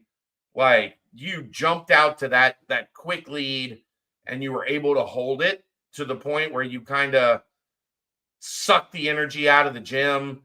Maybe you deflate them a little bit because they're coming off a close loss to Maryland. I don't know how good Maryland is really at this point, but a close loss to Maryland where Dixon had 38. Yep, career high 38. Yep. And then they smacked Ryder. So, yes, they started poorly, but it looks like they're figuring things out at least a little bit. Mm-hmm. You're going to want to keep them at arm's length. Like, if you get to the under 8 stop and it's 20-18, you're going to be in a fight. Yeah. Because they are going to give Eric Dixon is going to be the best player on the floor. That's not a knock to anybody that plays for Cincinnati. That's just the reality. He is potentially a first-team All-American. He might end up like a second-team All-American just because they don't have enough team success. Winning, yeah. But he is potentially like one of the elite players in the country. Yeah. So you're going to have to withstand that because they're going to run everything through him. And I think you need to, like, you can't come out and Eric Dixon's got 12 points in the first 10 minutes. Right. Because then he's cooking, right? Then the basket looks big and, now he's starting to abuse you. He doesn't want to do a lot inside. I think he's shooting 50% from 3. Yeah, with really high volume. High volume. Really good free throw shooter. So, run him off the line. Make sure that the interesting thing for me is going to be they have been playing him at the 5 a little bit more of late. Mm-hmm. And that's a problem for Cincinnati. Because they are designed to have a legit, like a true 5 on the floor. And when they are playing him at the 5, they're playing very small around him. So it's not like you can be like, okay, well, he's playing Dylan, the 5. Stay on him, yeah. Right. We'll put Aziz on this guy and we'll leave Dylan on him. Right. If they move him to the 5, it creates some matchup issues for Cincinnati that you're going to have to pay attention to. So pressure their guards, be aggressive in your ball screen offense, playing downhill, attacking them, and get out early. Like, don't let this get into a back and forth where you're trading punches through 30 minutes because there's a pretty good chance if you get the 30 minutes and the score is tight, Eric Dixon he can outscore you. Yeah. And you have to try to avoid that as much as possible. They get 40. So this is a team that, has played a decent schedule up to this point. St. Joe's, Virginia, Maryland, all are within that top, 105 teams. Columbia, you add them, they're top 150 according to KenPom. So their stats are kind of a little bit more true than what Cincinnati has put up to this point. Obviously, I think Cincinnati has just done great against less opponents. So the metrics love them. But you look at it, they're getting 41% of their points from the 3-point line. That's 19th in the country. Yeah. The metrics aren't as easy to game as some people think. Some people think that's an easy thing to do. I'm here to tell you it's not as easy as some people think it is. Right. Go back to your point. Sorry. I just wanted to sneak that in there. Oh, well, save that for the ACC if you want in the Big East and all the is that what you're referring to? Okay. Fair. But yes, it's not as easy. But one specific team in particular, but yes, that one. That's neither here nor there. Neither here nor there. they shoot a bunch of threes. They get a bunch of their points from the 3-point line, and then they offensive rebound the ball, 11th in the country in offensive rebound percentage. So, Aaron, you mentioned the Dylan Mitchell game when it comes to scoring. I think this is the Dylan Mitchell game when it comes to defense and rebounding. Look, he was well on his way to a double-double before he came out with an injury last week. So I think that might be his thing, where he's just a walking double-double, and we're just going to have to get used to that and deal with the ramifications. This would be the game to do that to the max. And, when he's Dixon, just completely lock him down and trying to contain him. Chad, is this a game where you think you not like let Dixon get his own, but how a lot of teams sometimes will say, hey, our game plan was like, we're going to let them get theirs and just contain everyone else. Columbia kind of did that a little bit. Dixon went off in that game and everyone else struggled shooting the ball. I don't know. It would be an interesting attack because obviously the second leading scorer in the country, you can only hope to contain him at some point. Yeah, I don't think that's in Wes's vocabulary. Right. I just don't think like we're going to let that guy get his is something Wes's brain is wired to do. So, I mean, you might have to have some level of understanding of like, there's a good chance he's going to score a bunch, but we can't let it get in our head. Yeah. But, I don't think there's going to be any like any concerted effort to just say Dixon can do whatever he wants and we'll deal with the rest. Like that just doesn't seem like Wes's mentality. Yeah, I agree with you. It's interesting when teams take that approach to a ball dominant, scoring dominant player. So, yeah, I don't think so either. I think you just tell Dylan Mitchell, hey, listen, this is your time to go get a paycheck. Show that you can contain. Yeah, go shut down one of the best players in the country. Yeah. So, big game tomorrow, huge game. And then obviously after that, we get more and more excited for what is to come in the next couple of weeks following. So, should we timestamp and get in this mailbag as quickly as possible? Massive game tomorrow. Quick Paper Supply, your local and family-owned restaurant supply company for all your non-food products. Wide range of food service products, to-go containers, cups, custom printed, eco-friendly, much more. Call Nick 513-470-2029. Reference Bearcats for 20% off your first month of purchases. And once again, homefieldapparel.com, BFCM24, 30% off until midnight. And Bearcat Journal, 75% off until midnight. If you're here, if you're one of the 72 people here that's not a Bearcat Journal member, go to bearcatjournal.com, click on join, 75% off, like $26 for a whole year of Bearcat Journal. Go do that now. Little Cyber Monday, huh? Well, Cyber Monday action. Love it. All right, giant mailbag. Let's get through what we can here. How do you feel about the decision to have Canteen play safety and not corner? Seems that could have been beneficial for our defense. Fine with it. He played well at safety. So, like, if he was a liability at safety and you wanted to, like, question how he was used, I would understand that. But he was really good at safety. So I didn't mind it. They obviously did that for a reason. What's up, Jason? Royer, what'd you see there? I mean, I feel like Canteen had a pretty good year. Yeah, I don't know. It'd be good answer. Good answer. I feel like he was a good fit, and I feel like our defense would benefit better from having a guy with corner level cover skills at safety. Yeah. Than it would trying to force him to be a corner, especially when he's showing a natural ability to come up and tackle and do pretty decent at it. I think that's a skill set that, you shouldn't just gloss over and just send him right back to corner. I think his safety potential, he has a higher ceiling at safety than he does at corner. Yeah. Agreed. All right. How surprised were you to learn we had the 13th hardest schedule this year? Is it more encouraging or discouraging knowing what kind of hill we had to climb?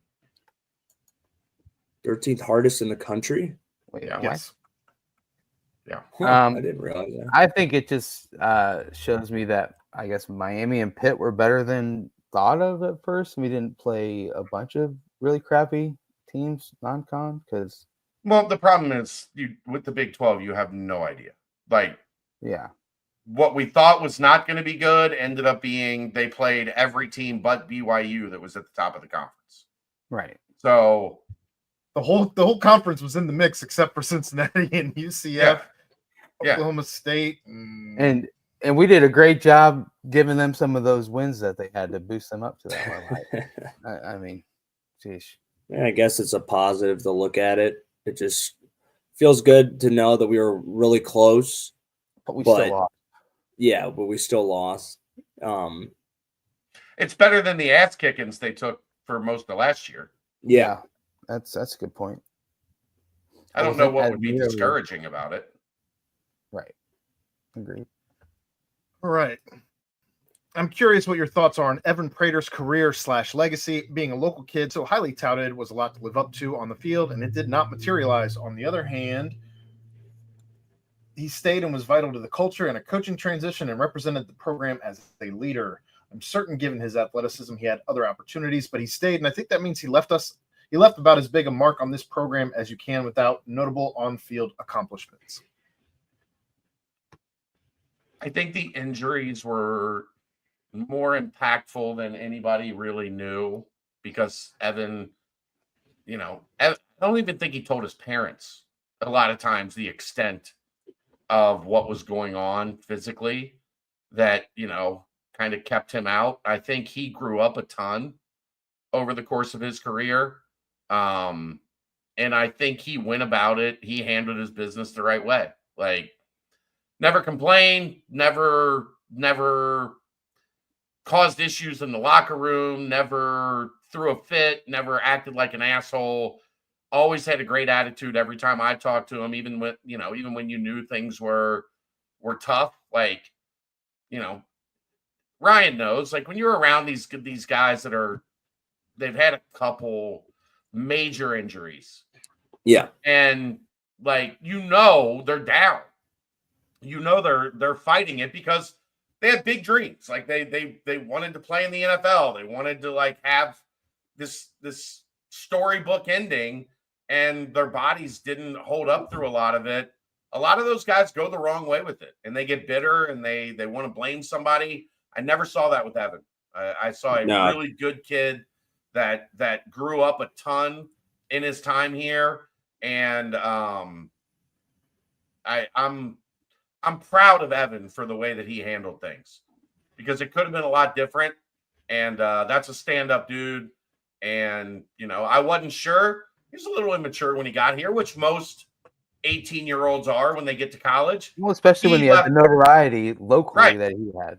Yeah. He left a grown-ass man. And I think that says a lot about him and his parents and his character and who he was. You got to know him when he was young, Ryan.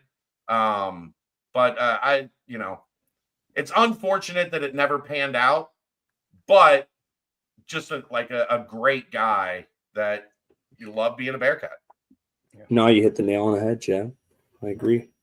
Thank you. Well, also, just the words that Nico used talking about him this offseason just really speaks to his character, because anyone else that kind of went through the hardship that he did throughout that part of his career could have either left and tried to easily left, gone to some MAC school or any school really, and just done tried to just search for something, but he stuck through it and he became a leader inside of the locker room and for the team and whatnot. Gosh, I just wish that damn pass would have been caught that he threw. That would have just been awesome. So, agreed. But yeah, he's a great ambassador for the program, and I think he's still going to continue to be. I did want to point out it is halftime for the Browns-Broncos game, and Juwan Briggs in his first NFL game does have his first tackle. So, wow, hats off, Juwan. Shout out. Take Briggs. me to higher ground. All right. Sorry we had to live through that. If each of you had the absolute authority to make one change to the team, what would it be? No duplicate answers or passive agreement, please. Killer B, let me explain something else to you here. You don't get to dictate the terms of engagement on these answers. This is not your show. This is my show. To make one change to the team. Okay. I would say add TJ Watt to the defensive line.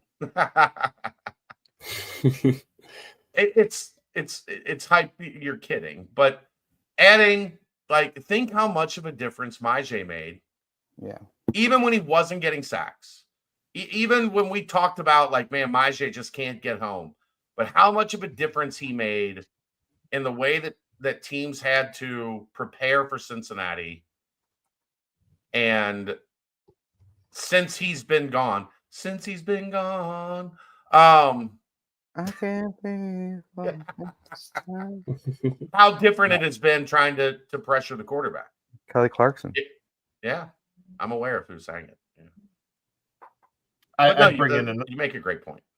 I'd bring in another special teams coordinator. Jeremiah Smith from Ohio State, best receiver in college football. No, give me the kid from Bama, the 17-year-old Ryan Williams. I'll take him. I don't know. That's close, but I you know what I mean. I still want Savion Williams. Give me him. That hurdle. All right, there you go. There's no duplicate answers, no passive agreement. You're welcome.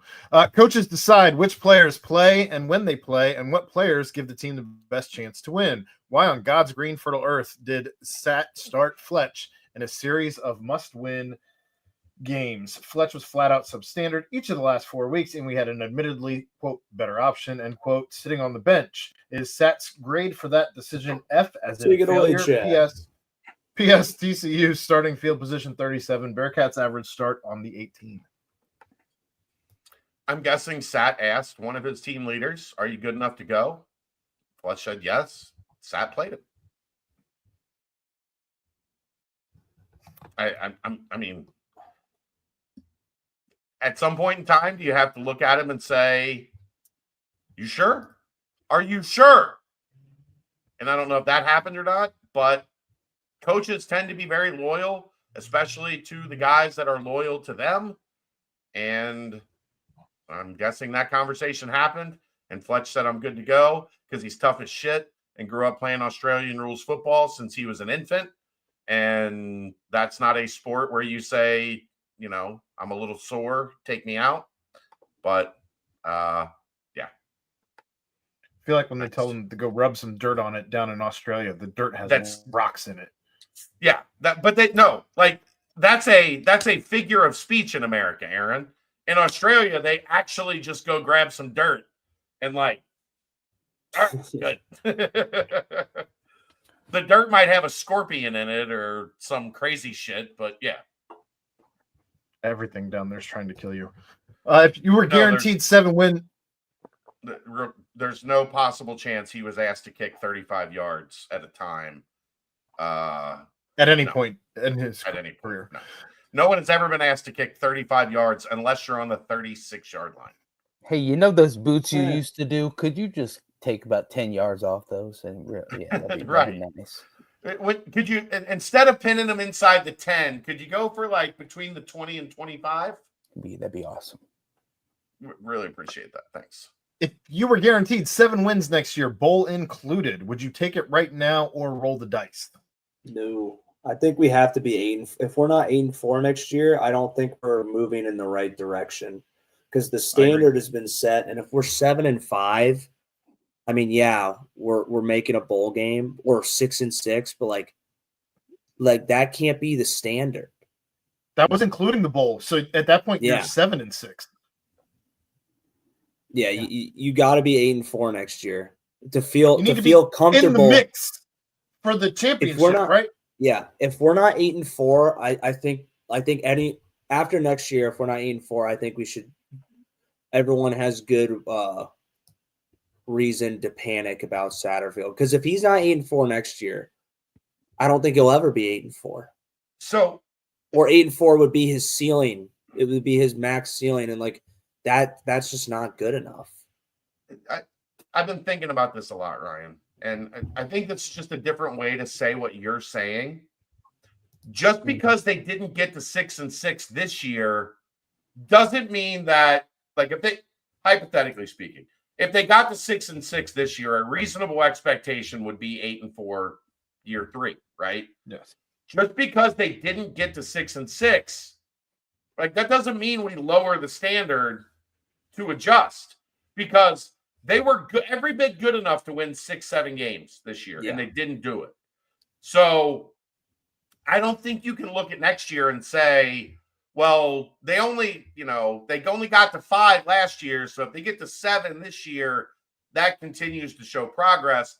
I think you have to say 6-6 is what it should have been last year, and now we need another uptick from that, which is to 8-4, and make, comfortably making a bowl game, and like Aaron said, potentially being in position to be in that conversation in the final week or 2 of the regular season to play in Dallas for a conference championship. That doesn't mean they have to get to Dallas and play for a conference championship, but that means they need to be, when they were after Arizona State, people talked about that.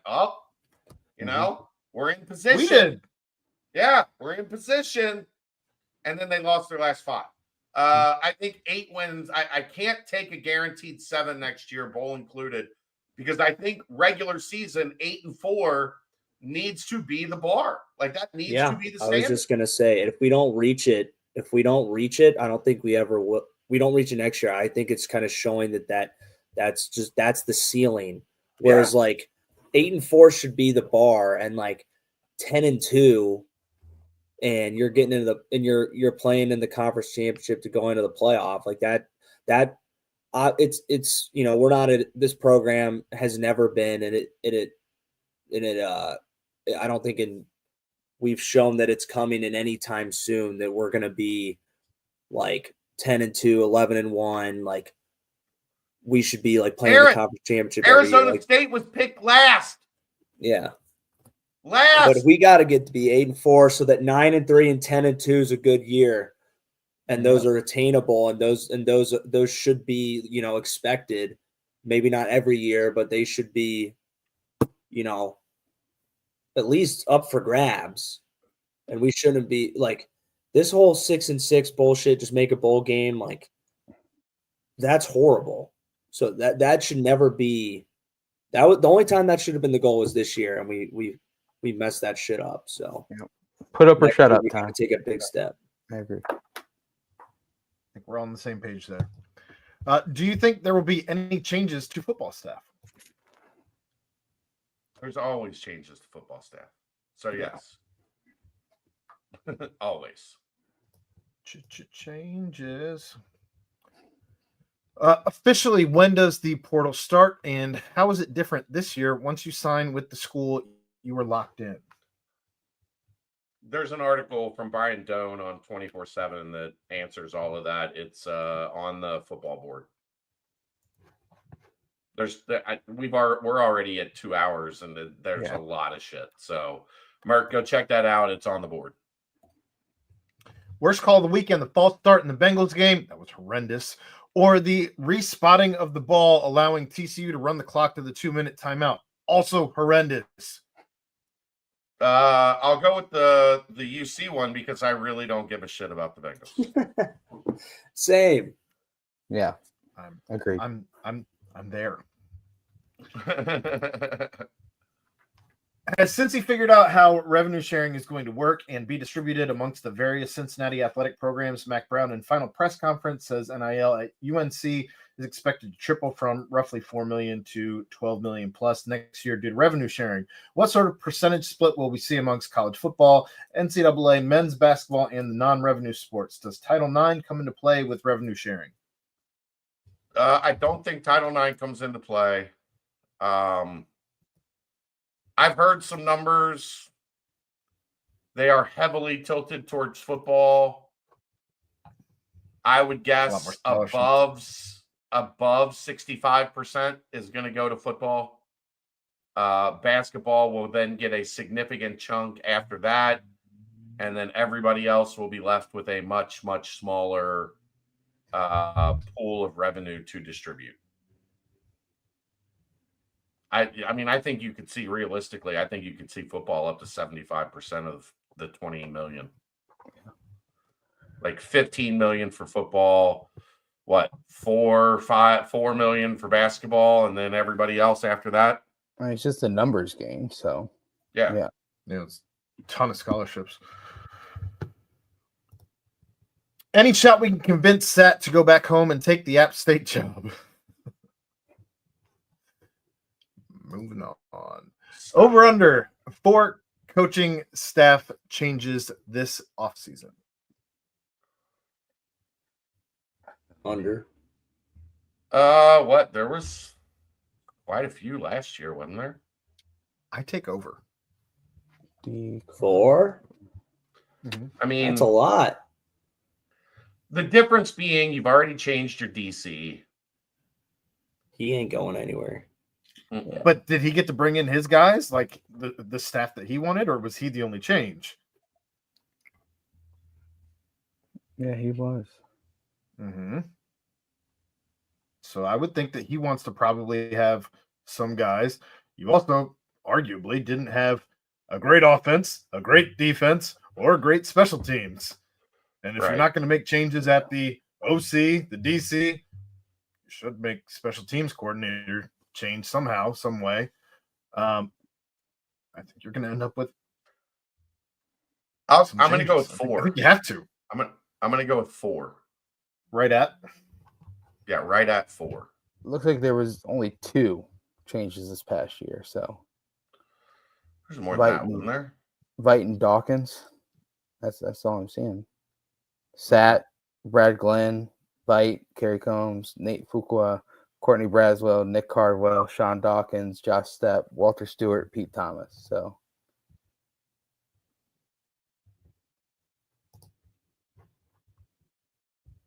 we'll see. Yeah. Is AD John Cunningham here to do the hiring if a new football coach has to be hired within the next year? Is he going somewhere? No. But I will make this clear to people. From every indication I have, I don't think there is any dissatisfaction from President Pinto. I think he's, overall happy with John Cunningham's performance. Obviously, the success of the football program is a big part of the success of the job. But in every other facet, I think they're happy with John Cunningham's performance. So I don't get a sense that there's anything brewing in the president's office to change the athletic director, which is where that comes from. So, I get fans are unhappy with things, but if his boss is happy with his performance overall, and obviously football is a big part of that, but if his boss is happy with the overall performance and the job that he's doing, it's unlikely to see a change. All right. So the year-end evaluation of SAT will be made by Cunningham. What does he evaluate? When I read Kerry's article, his statement about the offense and play calling was eye-opening. Can Cunningham make those same observations and push for change, or is that on SAT? I mean, again, I think at times we put too much weight on things that are said. We have opinions here. That doesn't mean anyone in the athletic department shares them. I think that's on SAT to say, we've got to figure out the passing game. Do you really think that SAT isn't going to think of that? And Cunningham's going to be like, you probably should look at things on offense. And SAT's going to be like, oh, you're right. Huh. Hadn't even thought of that. The self-scout has to come from within inside the house. That's on Satterfield to look at his performance this year offensively and why it dipped over the final month of the season and make a determination as to what they have to do better.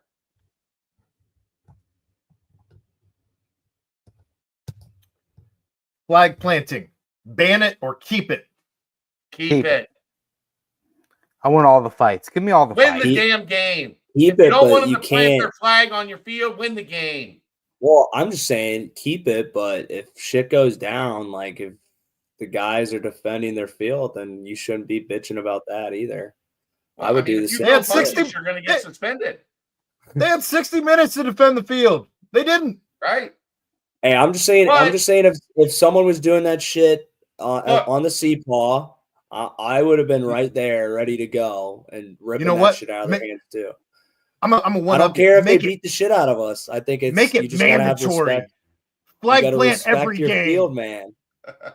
Do it Before every and after the game. whistle. Hey, you don't Winner- get mad at people. Wait, do people get mad at teams that scrap at the beginning of the game when the other team's doing some bullshit to them? Like if Memphis came on to our field and started dancing on the CPAW before the game started, you guys wouldn't be mad if we went up there and like fuck and threw down a little bit. Obviously not like, like not beating the shit out of each other and like hurting Look, people, if you're but going like to throw punches and fight, you're going to be suspended.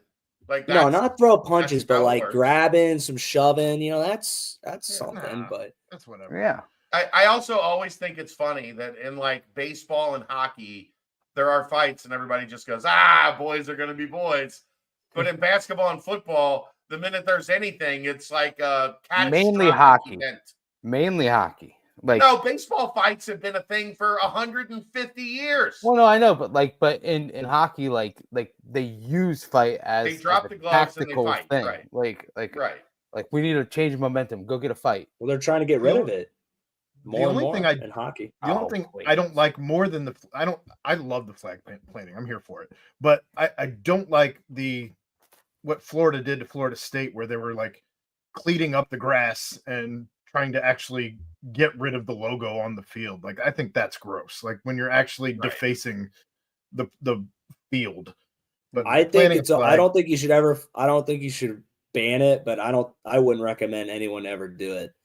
Like if any of my There should teammates, be- like when we were at Notre Dame, we were just flying the flag around, like that's cool. Like do that. But like the moment you just start doing that bullshit where you take it to the middle of their field, plan it, like I think you're doing too much there. But there don't should be a little removable part of the field where you can actually plant the flag right there, like a cup like a golf pin. I just think at that point, it's motherfuckers just worried about like themselves and getting that shot at them with the flag. Like, when you win that game, you should be just celebrating with your teammates, not just being trolls. Your goal of the game shouldn't be to be a troll after you win a big game. F around and just find out mentality right there, right? Just go in the locker room and go crazy in there and have fun with your teammates. Don't be the guy that has the flag who needs to fucking be the guy on Twitter, the Twitter video planning it. Just fucking, I don't know. That's how I think about that shit. Yeah. Coaches with cereal and doing pull-ups and all Yeah, that stuff. that's the best. That is the best. Do that. That was the most fun. How many early enrollees allegedly? We'll find out Wednesday. I've heard up to like 15. What does a successful season look like next year? 6-6, 7-5, 8-4. Also, is Satterfield seat as hot as the fans think it is? We've covered this question about 14 times today. And as a program, no. Twitter amplifies everything 1,000 times. Facebook groups are just as bad. As a program, UC's goal should be to bring in a coach for 2 to 4 years that will be hired away by a blue blood SEC Big Ten school, young up and comer, although D'Antonio and Kelly probably weren't considered young. In this transfer portal era, you theoretically can keep positive momentum going after losing a coach. We should want other schools coming after our coach. There's a blueprint for what it takes to win here. See D'Antonio and Fickle, Kelly, bring in energetic up-and-comers with the high recruiting ties that are elite minds on their side of the ball. Enough of retreads. Agree or disagree? All that to get to the question at the end. Agree or disagree? Sure. Keep going. Shut Whatever the best brings coach. wins. Hire the Whatever best brings coach. wins. Yeah. Like Hire the there's best not coach. some like we only do it this way or we only do it that Yeah. way. Conduct Yeah. a search, hire the best coach. I mean, I heard Peter Schrager mention Marcus Freeman's name for the Bears head coaching job. If people want your coach, that means you're doing a damn good job. So, yes, that's fine. That is the football portion of the mailbag. Moving on to the basketball portion of the mailbag. Any additional 2025 high school prospects we should be tracking for the spring signing day period, or have we officially entered portal speculation season when it comes to recruiting? I think they'd probably like to add one more high school aged prospect, be it, from America, international, whatever. I think they'd probably like to add one more, but that's not a guarantee. It's one of those. We're probably going to have to wait a couple months and let the season play out to figure out, what comes next. All right. Would you take 2-1 right now in the Villanova Xavier Dayton games as long as Xavier is one of the two wins, or is 3-0 and 11-0 an absolute must to have a successful non-con at this point? I don't Given think we were it's 6-0. an absolute must, but I'm letting the Nothing's dice an roll. absolute must, but Right. I'd take 2-1. I'm letting the dice fly with this team. Let's go. I'm with you, Brent. I think they got a chance at it. I'm not taking nothing. Ryan? I think they got it. I think their potential is there for 3-0, and I think they got to take advantage of what they have right now and the momentum that they have and go grab all of them. All right. As Connor Hickman has transitioned to this team, his play seems to be up and down. Two-part question. Is this just a matter of him getting acclimated to the team and new role? What do you expect this team to get from Connor Hickman once both Day and Dan are healthy? One of the better 6 men in the conference. That's what I expect. I think he's going to be a guy who continues to put up stats that don't show up on the stat sheet. He's going to be doing the gritty stuff, the defensive stuff that you don't see, the ball deflections and things of that nature.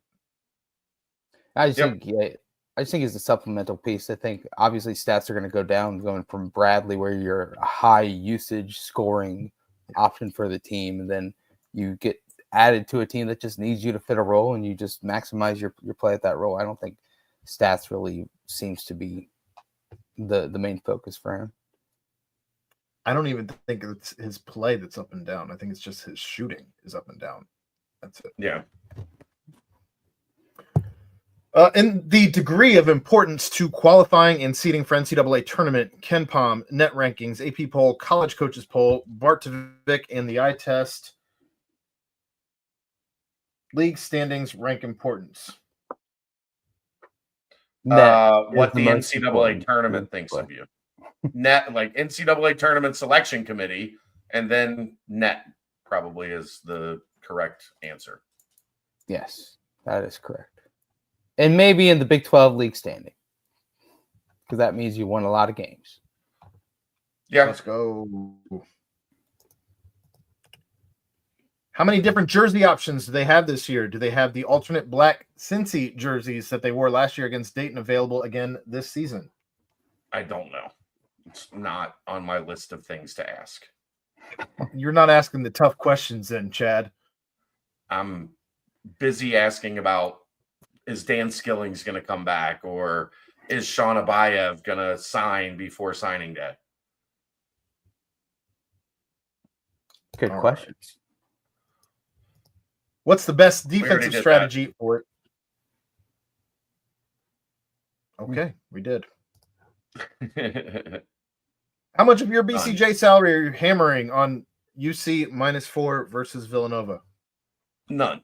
Well, I got bet down to 3 already, so yeah, I'll take 3. You already hit it on -4, Brent? No, I don't place my CBK picks until a little bit before the game. Smart man. Use a real bookie for reasons I'll still never understand. Well, Calling guys on pay phones. numerous different reasons for that, but don't disclose that on live television here. I've never been on live television before.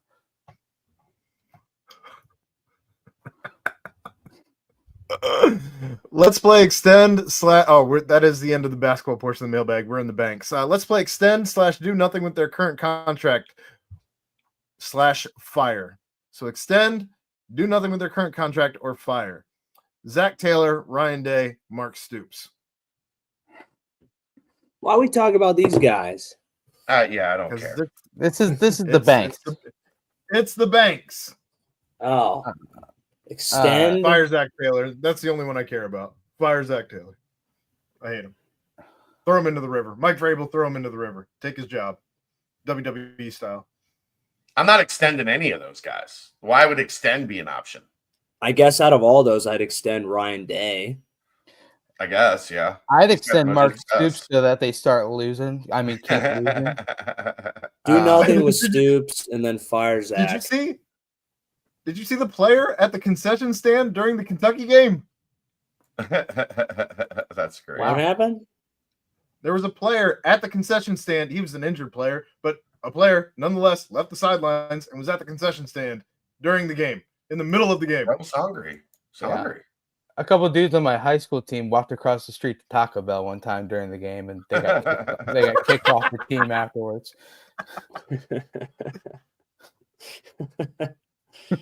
That's funny. All right. In the lounges, football and basketball, is there a game / activity everyone plays for the ultimate bragging rights, i.e. ping pong, foosball, college football 25, etc.? Royer? We did the sock dance. Who could dance the longest with the sock on? You lost that, didn't you? Sauce's fell off favorite game. right away. Yeah, Sauce's favorite game. Sauce's favorite game. No, we would have like dance off shit, but we never had like organized games. The dance off? Just like listening to music and then Cole Smith some idiot was breaking a move. Oh, yeah. I feel like Royer played pants off, dance off.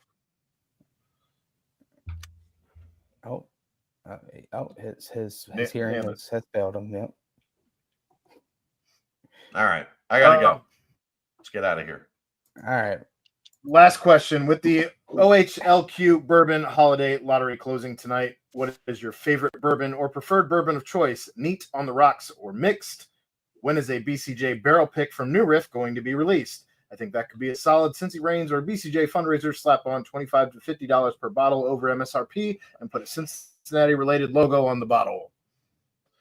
We're working on the Cincy Reigns thing. I just haven't had time to go meet with them because there's always something going on in November between football and basketball. So I'm still working on that. I've been in contact with New Riff. The answer is obviously New Riff on the rocks. Yep. New Riff on the rocks as well. I like bourbon in the bottle. Leave it there. Just put it on the shelf. Royer likes New Riff on the rocks as well. Good answer, Ryan. I couldn't hear you. My headphones cut out for a second. I didn't even Hey, hear you're you. okay. You're okay. Your favorite bourbon's New Riff. We already know it. Yeah. So that's good. Yeah, you told him. That's the mailbag. Get us out of here, Brent. Hey, thank you very much there, Aaron. Well, guys, it was a tough weekend for the football team, but things look close to the future right away. So stay locked into BCJ for all the signing day coverage and everything that will be coming up. Wall to wall for that. So stay locked into BCJ. Of course, huge game tomorrow night against Villanova. So more coverage on that, continuous on the BCJ, and then anything else you need, you can obviously get it here. So thanks as well. Shout out to Danco Transmission Auto Care. Shout out to Quick Paper Supply, supplying those timestamps for us every single day. And of course, shout out to New Riff and with Royer, New Riff, tasty beverage to enjoy with your best friend, like my best friend, Ryan Royer. So for my broadcast pals, my squad and the crew, Aaron Smith, Chad Brendel, Ryan Royer, and Brent Young, yet again, another fantastic VBP presented by BearcatJournal.com. See ya.